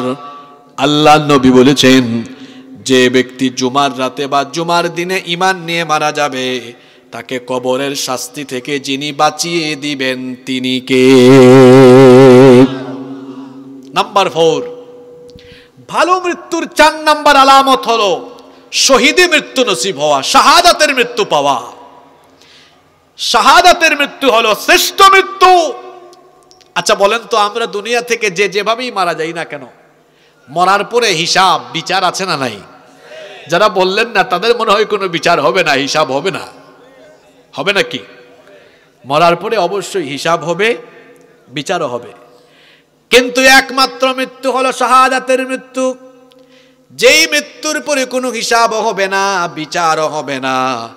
বিনা বিচারে বিনা হিসাবে আল্লাহ শহীদদেরকে জান্নাত দিয়ে দিবেন। আল্লাহ বলবেন, তোমার কোনো হিসাব নাই, তোমার সাথে কোনো বিচারও নাই, তুমি বিনা হিসাবে বিনা বিচারে আমার জান্নাতে যেদিকে মন চাই সেদিকে ঘুরে বেড়াও। সুবহানাল্লাহ। এমন মৃত্যু আপনারা চান না? জোরে বলেন, চান না? চান না? আপনারা কে কি চান জানি না, আল্লাহ রসুলের সাহাবীরা এই শাহাদাতের মৃত্যু কেমন ভাবে চাইতেন শুনেন। ওমর রাদিয়াল্লাহু আনহু তো সব সময় একটা দোয়া করতেন, আল্লাহুম্মা রযুকনি শাহাদাতান ফি সাবিলিক ওয়াজআল মাউতি ফি বালাদি রাসূলিক। হে আল্লাহ, তুমি তোমার বান্দা ওমরকে রসুলের শহরে মৃত্যু দিও, আর মরণের সময় শাহাদাতের মৃত্যু নসিব করে দিও। স্বয়ং আল্লাহর নবী বলতেন, আমার মন চায় আমি জিহাদে গিয়ে শহীদ হই, আবার যদি আল্লাহ আমাকে জীবন দেন আবার মন চায় আমি আবার গিয়ে লড়াই করে শহীদ হই, আবার যদি আল্লাহ আমাকে জীবন দেন আমার মন চায় আবারও গিয়ে আমি শহীদ হই। এই রকম করে তারা শাহাদাতের তামান্না লালন করেছেন। এখানে আমি অসংখ্য যুবককে দেখতে পাচ্ছি। আমার যুবক ভাইয়েরা, দ্বীনের জন্য শাহাদাতের নজরানা সবচেয়ে বেশি পেশ করেছে যুবকেরা। এমনকি এমনও যুবক আছে যারা বাসর ঘরে সুন্দরী রূপসী স্ত্রীর সাথে বাসর না করে, বাসর ঘরে স্ত্রীর সাথে কথাবার্তা বা প্রেম নিবেদন না করে বাসর ঘরে বউ ছেড়ে জিহাদের ময়দানে লড়াই করে আল্লাহর দ্বীনের জন্য শহীদ হয়ে গিয়েছে। আল্লাহু আকবার। এটা কি সোজা কথা নাকি? আপনি তো বিয়ে করার আগেই বসকে বলেন যে অফিসে চাকরি করেন, কিংবা এলাকার ফ্রেন্ডদেরকে বলেন, দোস্ত বেশি জ্বালাইস না, নতুন বিয়ে করতেছি, কমপক্ষে 1 মাস ডিস্টার্ব দিস না, ছুটি নিয়ে আসে দেশের বাইরে গেলে। এই হলো আপনার ইমানের হালত। আর রাসূলের অনেক সাহাবী আছেন বিয়ে করেছেন এত সুন্দরী স্ত্রী, ওই এলাকার সবচেয়ে সুন্দরী রূপসী মেয়েকে বিয়ে করেছেন, বাসর ঘরে যাবেন শুনেছেন লড়াইয়ের ডাক এসেছে, নতুন বউকে রেখে রাসূলের ডাকে সাড়া দিয়ে জিহাদের ময়দানে গিয়ে আল্লাহর দ্বীনের জন্য নিজের জীবনকে বিলিয়ে দিয়ে শাহাদাতের নজরানা পেশ করেছেন। আল্লাহু আকবার। আপনারা তো একজনের নাম জানেন খালি, হানজালা রাদিয়াল্লাহু আনহু, এর বাইরে কে আর নাই? ওই যে মুতার যুদ্ধে আরেক যুবক সাহাবী আব্দুল্লাহ বিন রাওয়াহা, নতুন বউ বাহির থেকে বলছেন আপনি ভেতরে আসবেন না, তিনি বলছেন না না না ভেতরে আসবো না, অলরেডি জিহাদের ডাক চলে এসেছে, একটু ভেতরে আসেন। তার বউ বলতেছেন, ওয়াইফ বলছেন একটু ভেতরে আসেন, আমাকে দেখেন, আমার ভয়েস শোনেন, খবরদার আমাকে দেখো না, ভেতরে গেলে তোমার সাথে কথা বললে আরো সময় কাটাতে ইচ্ছে হতে পারে, শহীদ হতে দেরি হয়ে যাবে আমার, তোমার মনোবাসনা ঠিক থাকলে শহীদ হয়ে গেলে জান্নাতে তোমার সাথে আমার দেখা হবে। সুবহানাল্লাহ কইতে মন চাইল না? হ্যাঁ, আল্লাহর দ্বীনের জন্য, কোরআনের জন্য, কোরআনের রাষ্ট্র প্রতিষ্ঠার জন্য হয়তো জীবন দেওয়ার মতো পরিস্থিতি আসতে পারে, তখন কি আমরা কাপুরুষের মতো বসে থাকবো? কারা কারা আল্লাহর দ্বীনের জন্য জীবন দিতে প্রস্তুত? 2 হাত তুলে আল্লাহকে দেখান।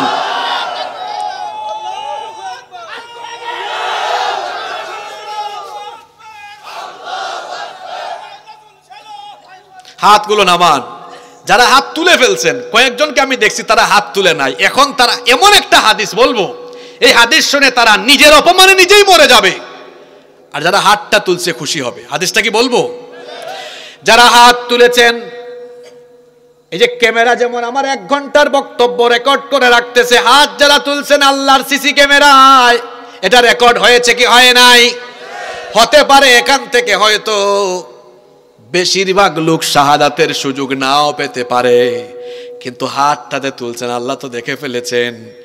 এখন যারা কিছুক্ষণ আগে আবেগের চোটে হাত না তুলে মন থেকে হাত তুলেছেন, শুনেন আল্লাহর নবীর সুসংবাদটা আপনারা শুনেন। নবীজি বলেছেন, মান সাআলাল্লাহু শাহাদাতি বিসিদকিন বাল্লাগাহুল্লাহু মানাজিলাশ শুহাদাই ওয়া ইম্মা তাআলা ফিরাশি।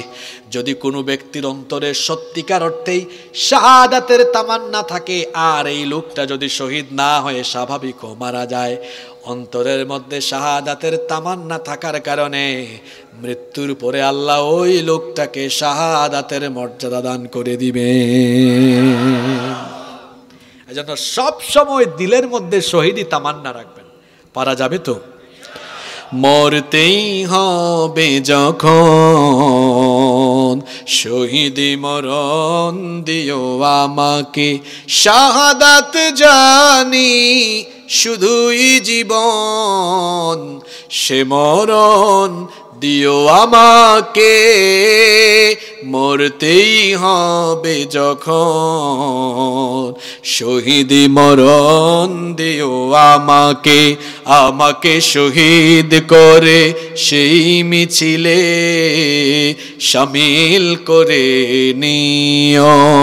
যেই মিছিলের নেতা আমির হামজা, খুবাইবে খাব্বাব, আল্লাহর ছিল যারা অতি প্রিয়, শহীদ করে নিও।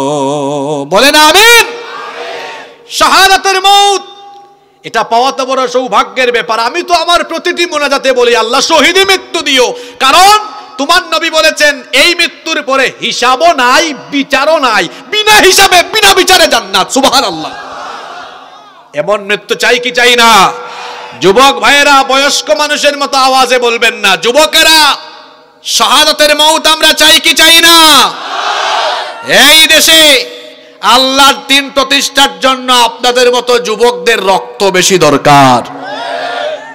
একটা বিল্ডিং যখন নির্মাণ হয়, অনেক ইট বালু পাথর দেখবেন যখন প্লাস্টার করে আস্তর করে, সব কাজে লাগে না, কিছু নিচে পড়ে যায় না? হ্যাঁ, নিচে পড়ে যায় না? একটা বিল্ডিং বানাতে হলে যেমন অনেক ইট বালু পাথর আস্তরণ সিমেন্ট বালু মাটিতে পড়ে যায়, তারপরে একটা বিল্ডিং হয়।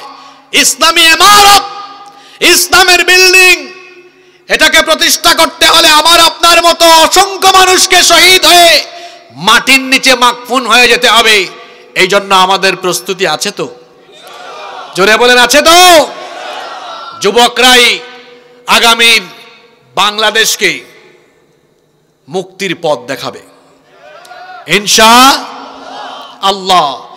আর এই জাতির মুক্তির জন্য আল্লাহর দেওয়া আইন, এই কোরআন, এই কোরআনের বিধান ছাড়া মুক্তির কোনো উপায়, জোরে বলেন উপায় আছে?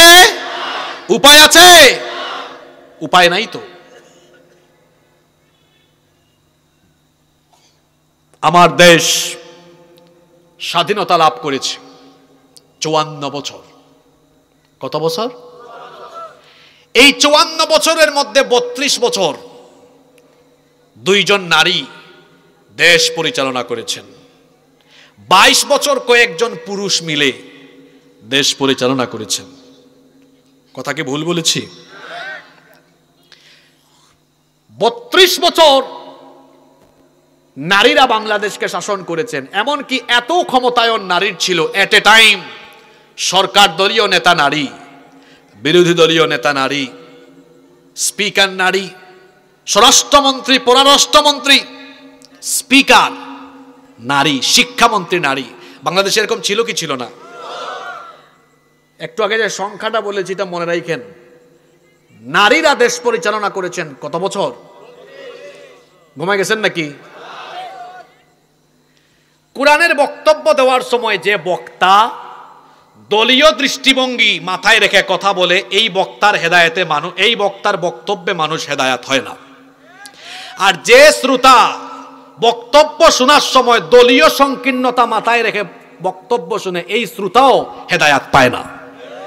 কোরআন শুনতে হয় নিরপেক্ষ মন মগজ নিয়ে। সেই নিরপেক্ষ মন মগজ কি আপনাদের আছে? জোরে বলেন আছে? তাহলে আমার কথার জবাব দিয়েন। আমি নারী অধিকার প্রতিষ্ঠা বা নারী ক্ষমতায়নের বিরুদ্ধে না, যেটা বুঝাতে চাইছি একটু পরে বুঝবেন আপনি। তাহলে নারীরা দেশ চালিয়েছেন কত বছর? Okay fine. এই যে নারীর এত ক্ষমতায়ন, 54 বছরের মধ্যে 32 বছর তারাই দেশ চালিয়েছে। এই দেশে নারী নির্যাতন, নারী শ্লীলতাহানি, নারী ধর্ষণ কি বন্ধ হয়েছে? জোরে বলেন বন্ধ হয়েছে? গত 7-8 মাস আগেও তো আমরা দেখেছি মাগুরায় আমার ছোট্ট বোন আসিয়াকে একই পরিবারের 3 নরপিশাচ কি পাশবিকতা চালিয়ে আমার বোনটাকে দুনিয়া থেকে যাওয়ার মতো পরিস্থিতি তৈরি করে দিয়েছে। আমার বোনটা কয়েকদিন হাসপাতালে ছিল, খুব কষ্ট পেয়ে দুনিয়া থেকে গিয়েছে। পুরুষ মানুষের মতো জবাব দেন, বলেন আসিয়া কবরে চলে গেছে, আসিয়ার ধর্ষকরা এখনো বেঁচে আছে না নাই? এই আদালতগুলোতে বিচার হয় মানুষের আইন দিয়ে না আল্লাহর আইন দিয়ে? কথা বলছেন না কেন? দেশে 54 বছর ধরে চলে কার আইন? কথা বলেন। এ কেমন আইন যে আইন থাকার ফলে আমার ধর্ষিতা বোন কবরে চলে যায় আর ধর্ষক 7-8 মাস পর্যন্ত বেঁচে থাকে? এই আইনের মুখে আমি লাথি মারি। বিভিন্ন কলেজে বিশ্ববিদ্যালয়ে ধর্ষণের সেঞ্চুরি করেছে বাংলাদেশে, এমন ঘটনা ঘটেছে। ওই ধর্ষক আবার ফুলের মালা নিয়ে রাস্তায় হেঁটেছে। এ কেমন আইন যে আইন থাকার ফলে আমার দেশে ধর্ষিতা বোনেরা লাঞ্ছিত হয় আর ধর্ষক ফুলের মালা পায়? এই আইনের মুখে আমি ঝাড়ু নিক্ষেপ করি। নিরপেক্ষ মন মগজ নিয়ে আপনারা জবাব দেন। সব দলমত একদিকে। আমি আগেই বলেছি, দলীয় সংকীর্ণতা মাথায় রেখে যে বক্তা বক্তব্য দেয় আর যে শ্রোতা বক্তব্য শুনে এরা হেদায়াত পায় না। এবার নিরপেক্ষ মন মগজ নিয়ে আপনি আমার কথার জবাব দেন। যদি মানুষের আইনের পরিবর্তে এখানে আল্লাহর আইন থাকতো, জোরে বলেন, ধর্ষক বেঁচে থাকতো? বেঁচে থাকতো? এই দেশে চুরের শাস্তি, চুরের আইন, চুরের বিচার হয় কার আইনে? জোরে বলেন কার আইনে? মানুষের আইনে ফাঁকফুক করাছে। ওই ফাঁকফুক করে দেখা যায় চোরও জামিন পেয়ে আবারও চুরি করার জায়গায় বসে যায়। এইরকম করেই তো চলছে। আর আল্লাহর আইনে চোরের শাস্তিটা কি? জোরে বলেন। যদি আল্লাহর আইন থাকতো আর চোরকে ধরে এভাবে জনসম্মুখে হাত কেটে ফেলা হতো, এই দেশে কোন চোর বাটপার আর চুরি করার সাহস হবে তো না। আমার দেশে কোনো কিছুর অভাব নেই। আমার কথাগুলো যুবকরা ভালো করে শোনো, তরুণরা শোনো, কারণ তোমরাই আগামীর বাংলাদেশ বিনির্মাণের কারিগর। তোমাদেরকে কথা শুনতে হবে। আমার দেশটা বড় মজলুম, বড় মজলুম। আমার দেশে সম্পদের অভাব নাই। রাজশাহীতে আসলে তো আম আর আম। আমার দেশের গোটা দেশের মাটি এত উর্বর, ফসল বীজ বপন করলেই ফসল হয়ে যায়। আমার বাড়ি সিলেটে আছে পাথরের খনি, গ্যাসের খনি, কয়লার খনি। আমি চট্টগ্রামে বসবাস করি, সেখানে আছে সমুদ্র, পোর্ট আছে, আমাদের বন্দর আছে, সেখানে চা বাগানও আছে, সিলেটেও চা বাগান আছে। এত এত সম্পদ আমার দেশে।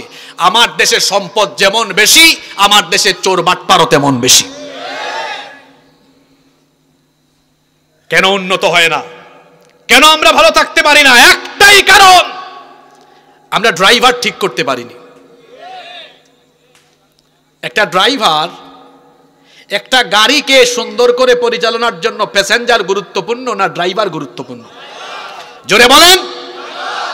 ড্রাইভার যদি মাতাল হয়ে গাড়ি চালায়, ওই গাড়ি রাস্তায় থাকবে না, খাদে পড়ে যাবে। ঠিক তেমনি ভাবে একটা জাতিকে যারা নেতৃত্ব দিবে, এরা যদি চোর বাটপার হয়, এই জাতি ধ্বংসের কিনারে নিক্ষিপ্ত হবে। ড্রাইভার ঠিক করতে হবে আপনাদেরকে। সেই ড্রাইভার হতে হয় যোগ্য, এটা হতে হয় সৎ, এটা হতে হয় দক্ষ। এগুলা কি রাজনৈতিক কথা না আল্লাহর কোরআনের কথা? ঘুমায় গেছেন নাকি আপনারা? মানুষের জন্য তো আল্লাহর আইন কল্যাণকর। আমরা কার আইন চাই? জোরে বলেন কার আইন? যারা বলেন নাই তারা কার আইন চান? আমরা সবাই কার আইন চাই? কার আইন? কার আইন? আল্লাহর আইন চাই। আল্লাহর নবী 63 বছর পৃথিবীতে ছিলেন। কত বছর? 40 বছর পর্যন্ত কাউকে দাওয়াত দেন নাই। 40-এ ওহী এসেছে, দাওয়াত দিয়েছেন 13 বছর। কত বছর? 13 বছরে বহু নিপীড়ন নির্যাতন সহ্য করেছেন। অতঃপর হিজরত করে মদিনায় গিয়েছেন। মদিনায় যাওয়ার পরে এবার রাষ্ট্র গঠন করে 10 বছর প্রেসিডেন্ট হয়ে মদিনার রাষ্ট্রকে পরিচালনা করেছেন। সুবহানাল্লাহ এখন কইতে পারলেন না? তিনি যে 10 বছর রাষ্ট্র পরিচালনা করলেন কার আইনে? জোরে বলেন কার আইনে? যে আল্লাহর আইনে নামাজ আদায় করি, যে আল্লাহর আইনে রোজা রাখি, যে আল্লাহর আইনে হজ করি, যে আল্লাহর আইনে যাকাত দেই, সেই আল্লাহর একই আইনে সমাজ রাষ্ট্র পরিচালনা করতে হবে। এর নাম হলো ঈমান। এর নাম হলো কি? ঈমান। কারণ এমনটা করেছেন মুহাম্মদ, আমরা বলি সাল্লাল্লাহু। আর এটার জন্য তো সাহাবীরা রক্ত দিয়েছেন, জীবন দিয়েছেন, শহীদ হয়েছেন। কেন? তারা জানতেন এই শাহাদাতের পথ, মুক্তির পথ, শহীদি মৌত, এটা এমন এক মৌত হিসাবও নাই, বিচারও বিনা হিসাবে বিনা বিচারে জান্নাত দিয়ে দেন যিনি, তিনি কে? লড়াইয়ের ময়দানে শহীদ না হয়েও আবার কিছু মানুষ শহীদি মর্যাদা পায়। এরা কারা? আল্লাহর নবী বলেছেন, এটা আবু দাউদ শরীফের হাদিস, আল মাতউনু শহীদ,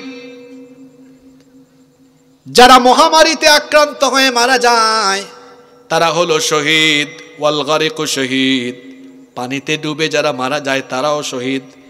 এখন এই ওয়াজ শুনে, এই তাফসীর শুনে কেউ আবার বাড়িতে যাওয়ার সময় পুকুরের পানিতে ডুইবা ইচ্ছা করে মইরেন না, যে হুজুর তো বলছে পানিতে ডুবে মরলেই শহীদ। এর মানে তো এই না যে আপনি ইচ্ছা করে মরবেন, আত্মহত্যা করবেন। পরিস্থিতি এমন হয়েছে, ভয়াবহ কোনো বন্যা বা কোনো বিপদে পড়ে হঠাৎ করে লোকটা পানিতে পড়ে মারা গিয়েছে, ঈমান থাকলে তাকে শহীদি মর্যাদা দিয়ে দিবেন কে? 3 নম্বর, ওয়াসাহিবু যাতিল জামবি শহীদ, পক্ষাঘাতে যারা মারা যায় তারাও শহীদ। 4 নম্বর, ওয়াল মাবতুনু শহীদ, পেটের পীড়া নিয়ে যারা দুনিয়া থেকে যায়, ঈমান থাকলে শহীদি মর্যাদা দিবেন কে? 5 নম্বর, ওয়াসাহিবুল হারিকু শহীদ, আগুনে পড়ে যারা মারা যায় তাদেরকেও শহীদ বলেছেন মুহাম্মদ সাল্লাল্লাহু আলাইহি ওয়াসাল্লাম। 6 নম্বর, ওয়াল্লাযী ইয়ামুতু তাহতাল হাদামি শহীদ, যারা প্রাচীর ধসে বা বিল্ডিং চাপা পড়ে মারা যায় তাদেরকেও শহীদ বলেছেন মুহাম্মদ সাল্লাল্লাহু আলাইহি ওয়াসাল্লাম। 7 নম্বর, ওয়াল মারআতু তামুতু বিজামইন শহীদ, কোন নারী সন্তান জন্ম দিতে গিয়ে যদি তখন মারা যান, সেই নারীকেও শাহাদাতের মর্যাদা যিনি দিয়ে দেন তিনি কে? তাহলে এরা শহীদ না হলেও ঈমান থাকলে এই অবস্থায় পড়ে মারা গেলে শাহাদাতের মৃত্যু যিনি দিবেন তিনি কে? 5 নম্বর পয়েন্ট, ভালো মৃত্যুর আলামত। আজকে আমি যে পয়েন্টগুলো বলতেছি, মাহফিল শেষে যে আমাকে এই পয়েন্টগুলো শোনাইতে পারবে তারে এই স্টেজে ডেকে এনে পুরস্কৃত করা হবে ইনশাআল্লাহ। দেখা যাবে কনসেন্ট্রেট শ্রোতা এখানে কে ছিল। তবে পিছনের পয়েন্ট আমি আর এখন ব্যাক করব না, রিভিশন দিব না। 5 নম্বর, ভালো মৃত্যুর 5 নম্বর আলামত হলো নেক কাজ করতে করতে করতে করতে মৃত্যুর সময় আসার, নেক কাজ করতে করতে মারা যাওয়া। আল্লাহর নবী বলেছেন, মান ক্বালা লা ইলাহা ইল্লাল্লাহু ইবতিগা ওয়াজহিল্লাহ খুতিমা লাহু বিহা দাখালাল জান্নাহ। আল্লাহর নবী বলেছেন, যে ব্যক্তি আল্লাহর সন্তুষ্টির জন্য লা ইলাহা ইল্লাল্লাহ এই তাওহীদের বাক্য পাঠ করলো আর তাওহীদের উপরে তার হোসনে খাতেমা হলো, তাকে যিনি জান্নাত দিবেন তিনি কে? 2 নম্বর, ওমান সাল্লা সালাতান ইবতিগা ওয়াজহিল্লাহি খুতিমা লাহু বিহা দাখালাল জান্নাহ। আল্লাহর নবী বলেছেন, যে ব্যক্তি আল্লাহর সন্তুষ্টির জন্য সালাত আদায় করে, মুসল্লি হয়ে, নামাজি হয়ে, নামাজি অবস্থায় মৌত হয়, এই নামাজিকেও যিনি জান্নাত দিয়ে দেন তিনি কে? নামাজির জন্য জান্নাতের সুসংবাদটা কার? এজন্য নামাজ ছাড়বেন না। রাত 12টা পর্যন্ত ওয়াজ শুনবেন, মাহফিল শুনবেন, কিন্তু ফজরের নামাজ কাজা করবেন, এমনটা তো হতে পারে না। ওয়াজ শোনা নফল আর নামাজ আদায় করা হলো ফরজ। ফরজ আগে না নফল আগে? এই জন্য নামাজের সাথে আমাদের সম্পর্ক হবে এমন, আজান হলে সব কাজ বাদ দিয়ে নামাজে যাওয়ার দরকার আছে না নাই? আল্লাহর নবী আরো বলেছেন, ওয়ামান সামা ইয়াওমান ইবতিগা ওয়াজহিল্লাহি খুতিমা লাহু বিহা দাখালাল জান্নাহ। যে ব্যক্তি আল্লাহর সন্তুষ্টির জন্যই রোজা রাখে আর রোজাদার অবস্থায় তার মরণ হয়, ওই ব্যক্তিকে জান্নাত দিবেন কে? এমনি করে ওয়ামান তাসাদদাকা বিসাদাকাতিন ইবতিগা ওয়াজহিল্লাহ খুতিমা লাহু বিহা দাখালাল জান্নাহ। যে ব্যক্তি আল্লাহর সন্তুষ্টির জন্য দান সাদাকা করে, প্রতিদিনই দান করে দানশীল হয়ে হয়ে মারা যায়, ওই ব্যক্তিকেও যিনি জান্নাত দিয়ে দিবেন তিনি কে? এই হাদিস আমাদেরকে কি বার্তা দিল? নেক কাজ করা, নেক কাজের উপর টিকে থাকা, অতঃপর নেক কাজে টিকে থেকে অবিচল থেকে মৃত্যুবরণ করতে পারা, এটা হলো ভালো মৃত্যুর আলামত। আর যে অবস্থায় মারা যায় তাকে ওই অবস্থায় হাসরের ময়দানে উঠাবেন কে? 6 নাম্বার ভালো মৃত্যুর 6 নাম্বার আলামত হলো হজের সফরে মৃত্যুবরণ করা। এখন এটা শুনে আবার সামনে হজে গেলে ইচ্ছা করে মরে যাইয়েন না। হজে গিয়েছে এমন অবস্থায় যদি কোনো মানুষের মৌত হয়, এটা হলো ভালো মৃত্যুর আলামত। আর শোনেন, আজকে যদি আপনাদের এলাকায় কেউ মারা যায়, তাকে আমরা কাফনের কাফন দেই, মুখটা ঢেকে দেই, দাফন দেই। মনে রাখবেন, স্বাভাবিক মানুষের দাফন কাফন আর হাজী সাহেবের দাফন কাফনের নমুনা কিন্তু একরকম না, পার্থক্য আছে। পার্থক্যটা কেমন শোনেন। আব্দুল্লাহ ইবনে আব্বাস রাদিয়াল্লাহু আনহুমা এই হাদিসের বর্ণনাকারী সাহাবী, হাদিসটি বুখারী এবং মুসলিম শরীফে এসেছে। তিনি বলছেন, বাইনামা রাজুলুন ওয়াকিফুন বিআরাফা, আমাদের পাশে এক লোক আরাফার ময়দানে ছিল, উপস্থিত ছিল। ইদ ওয়াকা আন রাহিলাতিহি ফাওয়াকাসাতহু, সে তার বাহন থেকে পড়ে তার ঘাড় মটকে মৃত্যুবরণ করলো। আল্লাহর নবী বললেন, ইগসিলুহু বিমাইন ওয়া সিদরিন, বড়ই পাতার গরম পানি দিয়ে তাকে গোসল দাও। ওয়া কাফিনুহু ফি থাওবাইন, তার জন্য আলাদা কোনো কাফনের কাপড় কিনে এনো না। হজের মধ্যে ইহরামে কাপড় থাকে, ইহরামের কাপড় থাকে কয় টুকরা, কয় পিস? আল্লাহর নবী বললেন, এই 2 টুকরা দিয়ে তার কাফনের ব্যবস্থা করো। ওয়ালা তুহান্নিতুহু ওয়ালা তুখাম্মিরু রাসাহু, তাকে কিন্তু শুধু সুগন্ধি বা আতর লাগায়ও না, এমনকি তার মাথাও ঢাকবা না, মাথা খোলা রাখো। ফা ইন্নাহু ইউবাসু ইয়াউমাল কিয়ামাতি মুলাব্বিয়া, কারণ এই হাজী সাহেব ইসরাফিলের সিঙ্গার ফুৎকারের পরে তালবিয়া পাঠ করতে করতে হাসরের ময়দানে হাজির হবে। এখানে একটা ব্যতিক্রমী বিষয় জানলাম আমরা, যে হাজী সাহেব হজে মারা গেলে ওই ইহরামের কাপড় দিয়ে কি হয়? কাফন হয়, আর মুখ ঢাকা যায় না। বলেছেন মুহাম্মদ সাল্লাল্লাহু। 7 নাম্বার ভালো মৃত্যুর 7 নাম্বার আলামত হলো মৃত্যুর সময় কালিমা নসিব হওয়া। মৃত্যুর সময় কালেমাটা মুখ থেকে বের হওয়া, এটা এত সহজ বিষয় নয়। বহু মানুষ আছে মরণের সময় আরেকজন কালেমা শুনাইলেও মুখ দিয়া বাইর হয় না। কালেমা কেবলমাত্র তার নসিব হবে যে কালেমার উপর টিকে থেকে জীবন যাপন করেছে। লা ইলাহা ইল্লাল্লাহ, এটা মানে কি? আল্লাহ ছাড়া যেমন কোনো মাবুদ নাই, আল্লাহ ছাড়া তেমনি ভাবে কোনো আইনদাতা বিধানদাতাও। এভাবে আল্লাহর আইনের ভিত্তিতে তারা জীবন পরিচালনা করেছে। মান কানা আখিরি কালামিহি লা ইলাহা ইল্লাল্লাহ দাখালাল জান্নাহ, যার শেষ কালেমা হবে লা ইলাহা ইল্লাল্লাহ, তার ঠিকানা হবে আল্লাহর জান্নাত। সুবহানাল্লাহ। মনে রাখবেন, সারা জীবন ইমানের পথে টিকে থাকলেন, আর যদি শেষটা ইমানের উপরে না হয় তাহলে কিন্তু আপনার জন্য মুসিবত। কারণ শেষটা অর্থাৎ মৃত্যুটা হোসনে খাতেমার উপর হওয়া, এটাই হলো সৌভাগ্য। এক ব্যক্তি সারা জীবন গুনাহ করলো, কিন্তু অনুশোচনাবোধ আর অনুতপ্ততার সাথে যদি মরণের আগে তার তওবার মাধ্যমে ভালো পথে ফিরে আসে, শেষটা ভালো হওয়ার কারণে তাকে মাফ করে দিবেন কে? আর আবার পক্ষান্তরে যদি আরেক ব্যক্তি সারা জীবন ভালো কাজ করে, মৃত্যুর সময় অপরাধ করে মারা যায়। এই যে যুবকরা আমার দিকে তাকাও, এই যে ওয়াজ শুনলা, ভালো কাজ করছো 2 ঘন্টা, এখন বাড়িতে গেলা, একটু আগে ওয়াজ শুনছো, ভালোই কামটা করছো, ঘুমানোর টাইমে ভাবলা যাই একটু ইউটিউব শরীফে দেখি কিছু আছে কিনা, গুগল শরীফে দেখা আরম্ভ করলা আজেবাজে কিছু। তারপরে তোমার গার্লফ্রেন্ডকে একটা কল দিলা, অথবা মেসেঞ্জারে গিয়ে মেয়েদেরকে খুচাখুচি করলা, খুচাখুচি কইরা কইরা ঘুমাইলা, এই ঘুমের মধ্যে মারা গেলা। রসুল কি বলেছেন? আল্লাহর নবী বলেছেন ইউবাসু কুল্লু আবদিন আলা মা মাতা আলাইহি, যে অবস্থায় মারা যায় ওই অবস্থায় ওই অবস্থায় এই রকম লোকদের সাথে হাসরের মাঠে তারে উঠাবেন কে? কাজ করলাম, ভালো ওয়াজ শুনলাম, এরপরে ওয়াজ থেকে ফিরে গিয়ে আবার খারাপ কাজ আরম্ভ করলাম, আর খারাপ কাজ অবস্থায় মৃত্যু হয়ে গেল, আমার হাসর হবে তখন খারাপদের সাথে। এজন্য কথাটা বলেছি, শেষটা ভালো হওয়া এটা সৌভাগ্যের ব্যাপার, এটা সৌভাগ্যের ব্যাপার। আমার একটা ঘটনা মনে পড়ে গেল, ঘটনাটা কি বলবো? বনি ইসরাইলের এক লোক ছিল যে 100টা খুন করেছে। কয়টা খুন?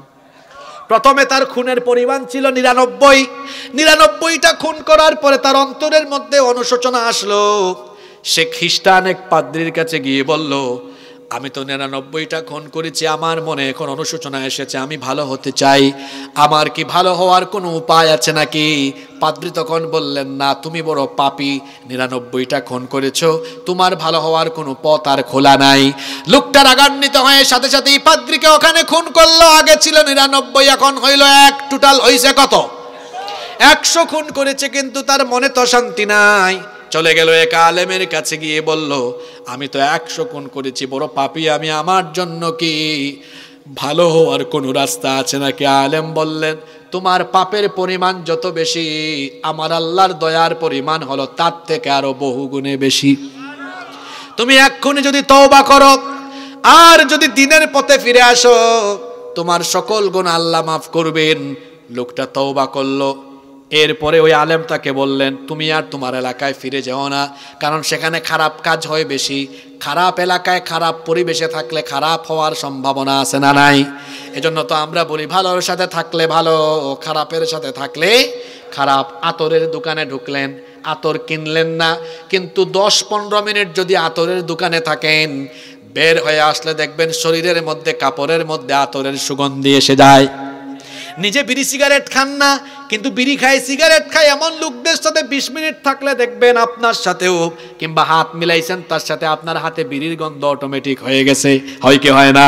তার মানে ভালোর সাথে থাকলে ভালো, খারাপের সাথে থাকলে খারাপের জন্য আলেম তাকে বললেন, তোমার এলাকায় যাও না, ওখানে পরিবেশ খারাপ। একটা এলাকার নাম বললেন, ওই এলাকায় চলে যাও, সেখানে গিয়ে বাকি জীবন ওই এলাকার লোকদের সাথে বসবাস করো। খেয়াল করে শোনেন, এই লোকটা তখন ওই এলাকার উদ্দেশ্যে যাত্রা আরম্ভ করলো। কিন্তু কি আশ্চর্য, কিছু দূর পথ চলার পরে মালাকুল মউত চলে আসলেন, তার মৃত্যু হয়ে গেল। আমরা জানি কোনো মানুষ মৃত্যুর পরে, লোকটা জান্নাতি হলে জান্নাতি ফেরেশতারা রূহ নেওয়ার জন্য আসে, জাহান্নামী হলে জাহান্নামী ফেরেশতারা রূহ নেওয়ার জন্য আসে। কিন্তু এই লোকটা যখন মারা গেল, জান্নাতের ফেরেশতাও এসেছে, জাহান্নামের ফেরেশতাও এসেছে। জান্নাতের ফেরেশতারা বলে, জাহান্নামী ফেরেশতারা তোমরা কেন এসেছো? জাহান্নামী ফেরেশতারা বলে, এই লোকটা 100 খুন করেছে, জাহান্নামী, এজন্য তার রূহ আমরা নিতে এসেছি, তোমরা কেন এসেছো? জান্নাতি ফেরেশতারা বলে, এই লোকটা যতই খুন করুক না কেন, তওবা করেছে, আল্লাহ সব গুনাহ মাফ করেছেন, এই জন্য লোকটা জান্নাতি হিসাবে কালেমার উপর তার মরণ হয়েছে বলে তাকে জান্নাতে নেওয়ার জন্য আসছি। জাহান্নামী ফেরেশতারা মানে না। 2 দল যখন বাদানুবাদ বিতর্ক আরম্ভ করলো, আল্লাহ এবার মধ্যস্থকারী ফেরেশতা পাঠালেন। মধ্যস্থকারী ফেরেশতা বললেন, 2 গ্রুপ ঝগড়া করে কোনো লাভ নাই, চলো একটা কাজ করা যাক। ওই আলেম যে বলেছিলেন একটা এলাকায় যাওয়ার জন্য, একটু দূরত্ব, ডিস্টেন্স মেপে দেখো তো লোকটা কি ওই এলাকার কাছাকাছি নাকি দূরবর্তী। যদি ওই এলাকা থেকে দূরবর্তী হয়, জাহান্নামী ফেরেশতারা তার রূহ নিয়ে যাও। আর যদি লোকটা ওই এলাকার নিকটবর্তী কাছাকাছি চলে যায়, তাহলে জান্নাতি ফেরেশতারা তার রূহ নিয়ে যাও। আসলে লোকটা ওই এলাকা থেকে বহু দূরেই ছিল, কিন্তু তার তওবা তো আল্লাহ কবুল করেছিলেন, আল্লাহর পছন্দনীয় বান্দা সে হয়ে গিয়েছিল। এই জন্য ফেরেশতারা যখন ডিস্টেন্স পরিমাপ, দূরত্ব মাপা শুরু করেছে, আল্লাহ তার কুদরত দিয়ে ওই জায়গা আর ওই বান্দার মৃত্যুর জায়গাটাকে আল্লাহ একেবারে নিকটবর্তী করে দিলেন। আল্লাহর জন্য এটা বড় কঠিন না সহজ? আরো জোরে বলেন, কঠিন না সহজ? এই ঘটনা থেকে কি শিক্ষা পেলেন? এখানে যে এত এত বাবারা, এত এত যুবক ভাইয়েরা এসেছেন, আমরা বহু গুনাহ করে ফেলেছি, হয়তো নামাজ ছেড়ে দিয়েছি, জিনা করে ফেলেছি, সুদ ঘুষ অন্যায় অবিচার কিংবা অন্য কোনো জুলুম বা অপরাধের সাথে সম্পৃক্ত হয়তো ছিলাম, কিন্তু এখনো তো সময় আছে, বেঁচে আছে। আজকে যদি তওবা করে বাড়ি যেতে পারি, তাহলে আমাদেরকেও ঈমানের মৃত্যু যিনি নসিব করবেন তিনি কে? ভালো মৃত্যুর কয়টা আলামত বলেছি? জোরে বলেন কয়টা? আপনারা মনে টায়ার্ড হয়ে গেছেন তাই না? আর বেশি না, 7-8 মিনিট থাকতে পারবেন তো আপনারা ইনশাআল্লাহ। এবার আসেন শেষ পয়েন্টে চলে আসছি, একটু পরে কিন্তু প্রশ্ন হবে, রেডি থাকেন আপনারা। এবার ভালো মৃত্যু তো এমনি এমনি পাওয়া যায় না ভাই, ভালো মৃত্যুর জন্য আমল লাগবে। ভালো মৃত্যুর 6টা আমল বলবো এখন। কয়টা আমল? খুব সংক্ষেপে বলবো। কয়টা আমল? এই 6টা আমল করলে ভালো মৃত্যু নসিব হয়ে যাবে ইনশাআল্লাহ। 1 নাম্বার, নামাজ এবং অন্যান্য যত মৌলিক ফরজ ইবাদত আছে কোন নেকির কাজ ছেড়ে না দেওয়া। আমরা যখন মারা যাব, আল্লাহর সামনে যেদিন আমরা হাজির হব, বলেন তো আল্লাহ যখন বিচার করবেন সর্বপ্রথম কোন আমল সম্পর্কে আল্লাহ হিসাব চাইবেন? তো ওয়াজ তো আপনারাই জানেন, কিন্তু শুধু আমলটা করেন না। আমার দেশে ওয়াজ হয় বেশি কিন্তু আমল হয় কম। ওয়াজের চাইতে আমল হওয়া লাগবে বেশি। নামাজ এমন এক ইবাদত, নামাজ ছাড়া জান্নাতের গন্ধ পাওয়া যাবে না। কলিজার টুকরা যুবক ভাইদেরকে বলছি, আজান হলে আপনারা মসজিদের সামনের কাতারে দাঁড়িয়ে যাবেন। এখন মুরব্বী বাবারা রাগ কইরেন না, আমাদেরকে তো হুজুর পেছনে দিয়া গেল।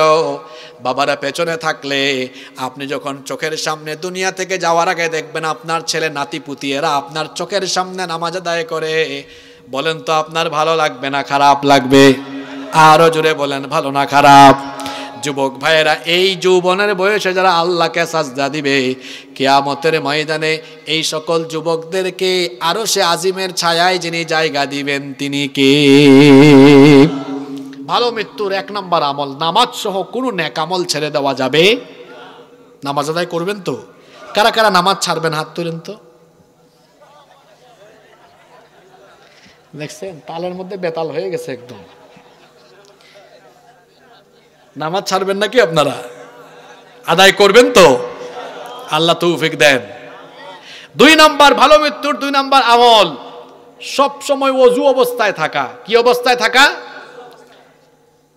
ওযু অবস্থায় থাকা। ওযু। আল্লাহর নবী মেরাজে গেলেন, ফিরে এসে বললেন, আচ্ছা বিলাল, তুমি এমন কি করো বলো তো? আমি জান্নাতে তোমার পায়ের আওয়াজ শুনে এসেছি। সুবহানাল্লাহ বাড়ি গিয়ে বলিয়েন, জান্নাতে তোমার কি শুনে এসেছি? জোরে বলেন। এটা কি সোজা কথা? রাসূল বলছেন, বিলাল আমি জান্নাতে তোমার পায়ের আওয়াজ শুনে এসেছি। আল্লাহু আকবার। কি করো তুমি বলো তো আমাকে, কি করো তুমি? বিলাল বললেন, নবী আপনি সবই জানেন আমি যা করি, কিন্তু একটা আমল আমি কখনো ছাড়ি না। রাসূল বললেন, সেটা কি? বিলাল রাদিয়াল্লাহু আনহু বললেন, আমার যখনই ওযু চলে যায় সাথে সাথে ওযু করি, ওযু গেলেই ওযু করি, সব সময় ওযু অবস্থায় থাকি, আর ওযু করেই আমি ওযুর গুরুত্বের জন্য 2 রাকাত নামাজ আদায় করি। সুবহানাল্লাহ। নবীজি বললেন, বিলাল তুমি আমল কখনো ছেড়ে দিও না, এই আমল তোমাকে এমন জায়গায় পৌঁছে দিয়েছে যে আমি রাসূল নিজে জান্নাতে তোমার পায়ের আওয়াজ শুনে এসেছি। এটা তো বলছেন বিলালের জন্য সুবহানাল্লাহ, এবার নিজের জন্য সুবহানাল্লাহ পড়বেন না? শুনেন, এবার নিজের জন্য সুবহানাল্লাহ পড়ার আগে এই হাদিসটা শুনেন, মনোযোগ আছে তো? আনাস ইবনে মালিক রাদিয়াল্লাহু আনহুকে নবীজি বললেন, হে আনাস, হে আনাস শোনো, ইন ইসতাতা আল্লা তাবিতা ইল্লা আলা wudu ফাফআল, যদি সম্ভব হয় আনাস রে তুমি সব সময় ওযু অবস্থায় থাকো। ফা ইন্নাহু মান আতাহুল মাউত, কেননা ওযু অবস্থায় যদি কারো মৃত্যু চলে আসে, ওয়া হুয়া আলা উদুইন উতিয়া শাহাদা, ওযু অবস্থায় কারো যদি মরণ হয়, মরণ হওয়ার সঙ্গে সঙ্গে আল্লাহ তাকে শহীদি মৃত্যুর মর্যাদা দিয়ে দিবেন। আপনারা ওযু অবস্থায় থাকবেন তো? বেনামাজিরা এরা সবচেয়ে বেশি অপরিষ্কার, কারণ এরা তো, আমরা নামাজি যারা অন্তত ডেইলি কমপক্ষে কয়বার ওযু করি? জোরে বলেন কয়বার? অনেক মহিলারা আছে আশকারা মাস্কারা আটা ময়দা কত কিছু লাগায়, আর যুবকেরা ফেসবুকে এগুলো প্রোফাইল দেখে পাগল হয়ে যায়। এত পাগল হইও না, প্রোফাইল একরকম বাস্তব আরেক রকম। ফেয়ার এন্ড লাভলি মাখে, তারপরে ফেস ওয়াশ, তারপরে পার্লারে গিয়ে ফেসিয়াল করে, কত কিছু করে। চেহারার সৌন্দর্যের জন্য এত কিছুর দরকার নাই। ওযু করো, ওযু করো, চেহারার সব গুনাহ চলে যাবে, আল্লাহ চেহারায় নূর দান করে দিবেন। সুবহানাল্লাহ। ওযুর মাধ্যমে গুনাহ ঝরে যায়। কি ঝরে যায়? রাসূল বলেছেন, বান্দা কুলি করে মুখের থেকে পানি যখন বের করে সেই পানির সাথে মুখের সগীরা গুনাহ ঝরে পড়ে। যখন মুখমণ্ডল ধৌত করে অজুর পানির সাথে মুখের সগীরা গুনাহ ঝরে পড়ে। যখন 2 হাত 2 পা ধৌত করে অজুর পানির সাথে 2 হাত পায়ের সগীরা গুনাহ ঝরে পড়ে।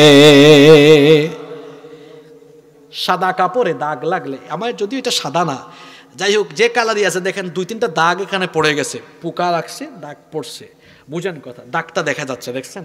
দূর থেকে হয়তো দেখা যাচ্ছে না, কাছ থেকে দেখা যাচ্ছে। বড় কোনো দাগ পড়লে দেখা যাবে।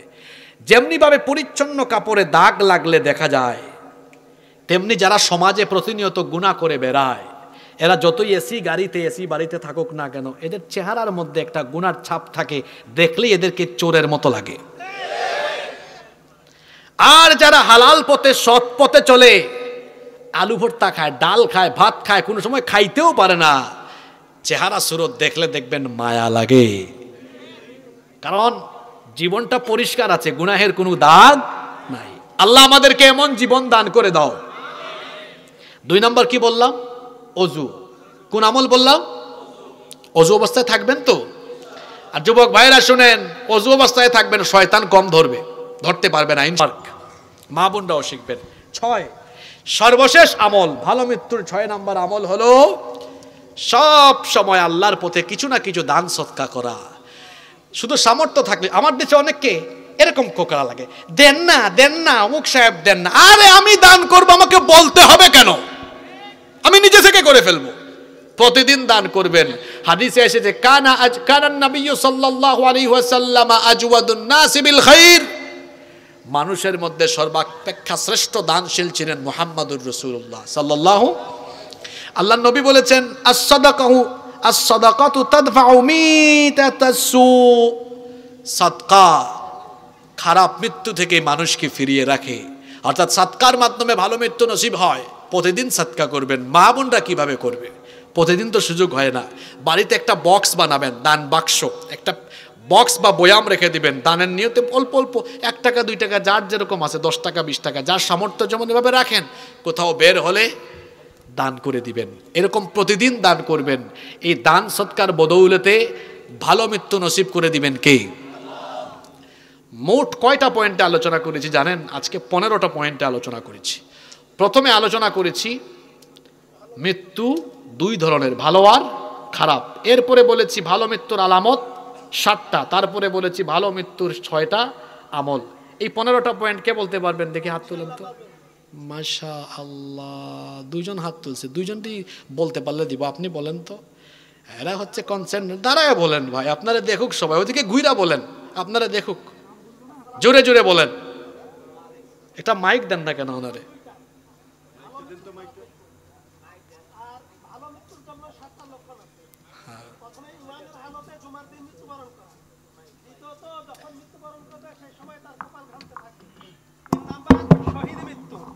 চার নাম্বার নামাজ অবস্থায় মৃত্যুবরণ করা। 5 নাম্বার রোজা রাখা অবস্থায় মৃত্যুবরণ করা। 6 নাম্বার হজ আদায়ের সময় মৃত্যুবরণ করা। 7 নাম্বার কালেমার হালতে মৃত্যুবরণ করা। আপনার 6টা পয়েন্ট হয়েছে, আরো একটা বাকি আছে, ওইটা বললেন। প্রথম পয়েন্টটা বাদ দিয়েছেন আপনি, ভয়ের কারণে বলেন। ইমানদাররা যখন মৃত্যুবরণ করবে তখন এটা হচ্ছে যে ইমানদারের জন্য দুনিয়া হচ্ছে আপনার হয়েছে বুঝছি, মানে বিপদ মুসিবত থাকবে অনেক বেশি। আলহামদুলিল্লাহ, মারহাবা বলেন। এরা হচ্ছে অ্যাপ্রোপ্রিয়েট শ্রোতা মাহফিলের, রিয়েল শ্রোতা, বুঝছেন? এবার বলেন তো দেখি, শেষে যে 6টা আমল বলছি, ভালো মৃত্যুর 6টা আমল।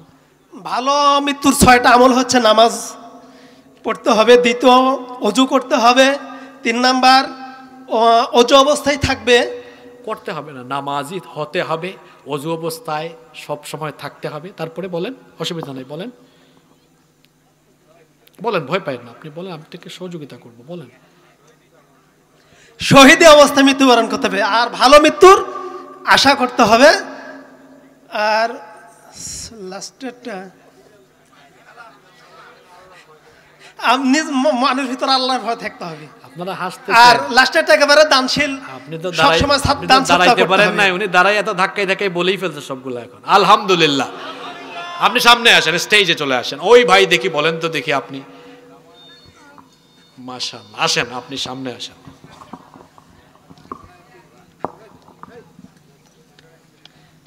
দেন দেখি এই ভাইকে দেন। আমি তো ভাবছিলাম রাজশাহীতে হাত দুইটা উঠবে না, 30-40টা উঠে যাবে। আচ্ছা আপনি এখানে দাঁড়ান, বলেন। মৃত্যুর লক্ষণ হচ্ছে দুইটা, একটা ভালো মৃত্যু, একটা খারাপ মৃত্যু।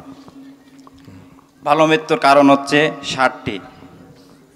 1 নম্বর কারণ হচ্ছে আল্লাহ তাআলা সবসময় তাদেরকে বিপদ আপদে রাখবেন। 2 নম্বর, মৃত্যুর সময় তারা মৃদা ঘামবে সামান্য। 3 নম্বর, তারা হজের ময়দানে যে মারা যাবে। 4 নম্বর,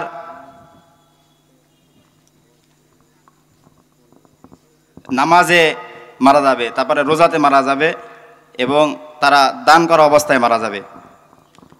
5 নম্বর, শহীদী মৃত্যুবরণ করবে। 6 নম্বর,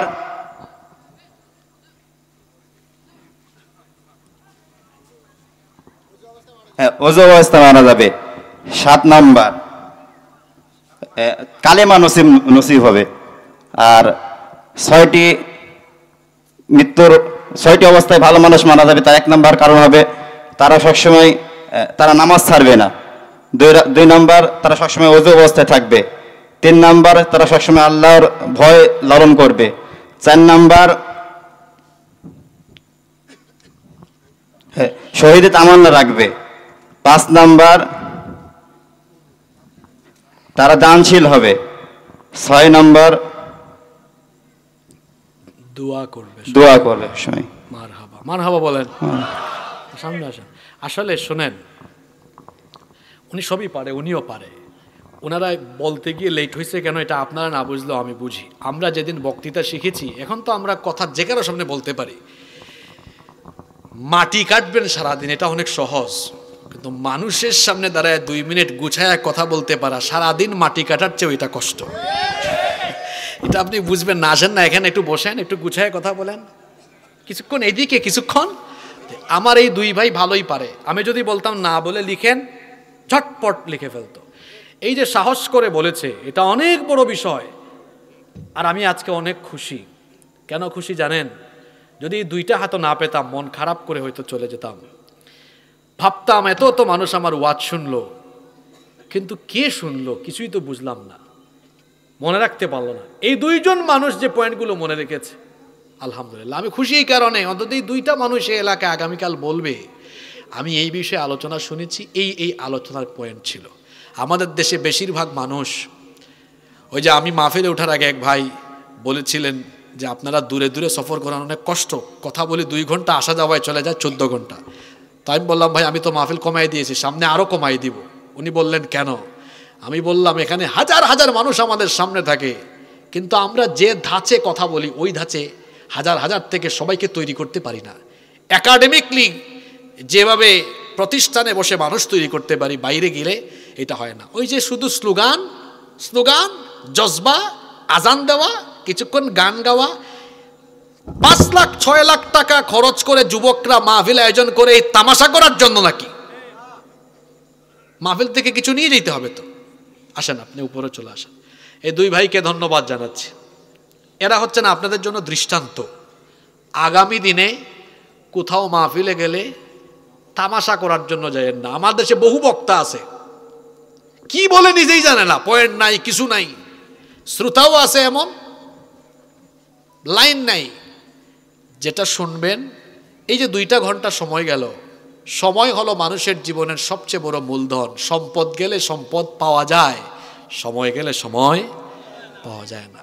আজকে যে কথাগুলো হয়েছে, যারা ভালো করে বুঝেন নাই, সুযোগ পাইলে ইউটিউবার ভাইদের চ্যানেল থেকে পড়ে শুনে নিয়েন, কত গুরুত্বপূর্ণ কথা আজকে হয়েছে। আজকে কথা বলেছি পৃথিবী থেকে চলে যাওয়ার ধরন নিয়ে। সবগুলো কথা আপনার জন্য। আপনি চলে যাবেন তো, ধরনটা কেমন হতে পারে, ভালো আর খারাপ চুজ করতে হবে আপনাকে, কোন পথ আপনি চান। এরপরে বলেছি ভালো মৃত্যুর কিছু সাইন, আলামত আছে, নিদর্শন আছে, শেষ করেছি ভালো মৃত্যু পাওয়ার 6টা আমল দিয়ে, যে এই আমলগুলো করলে ভালো মৃত্যু নসিব করে দিবেন কে?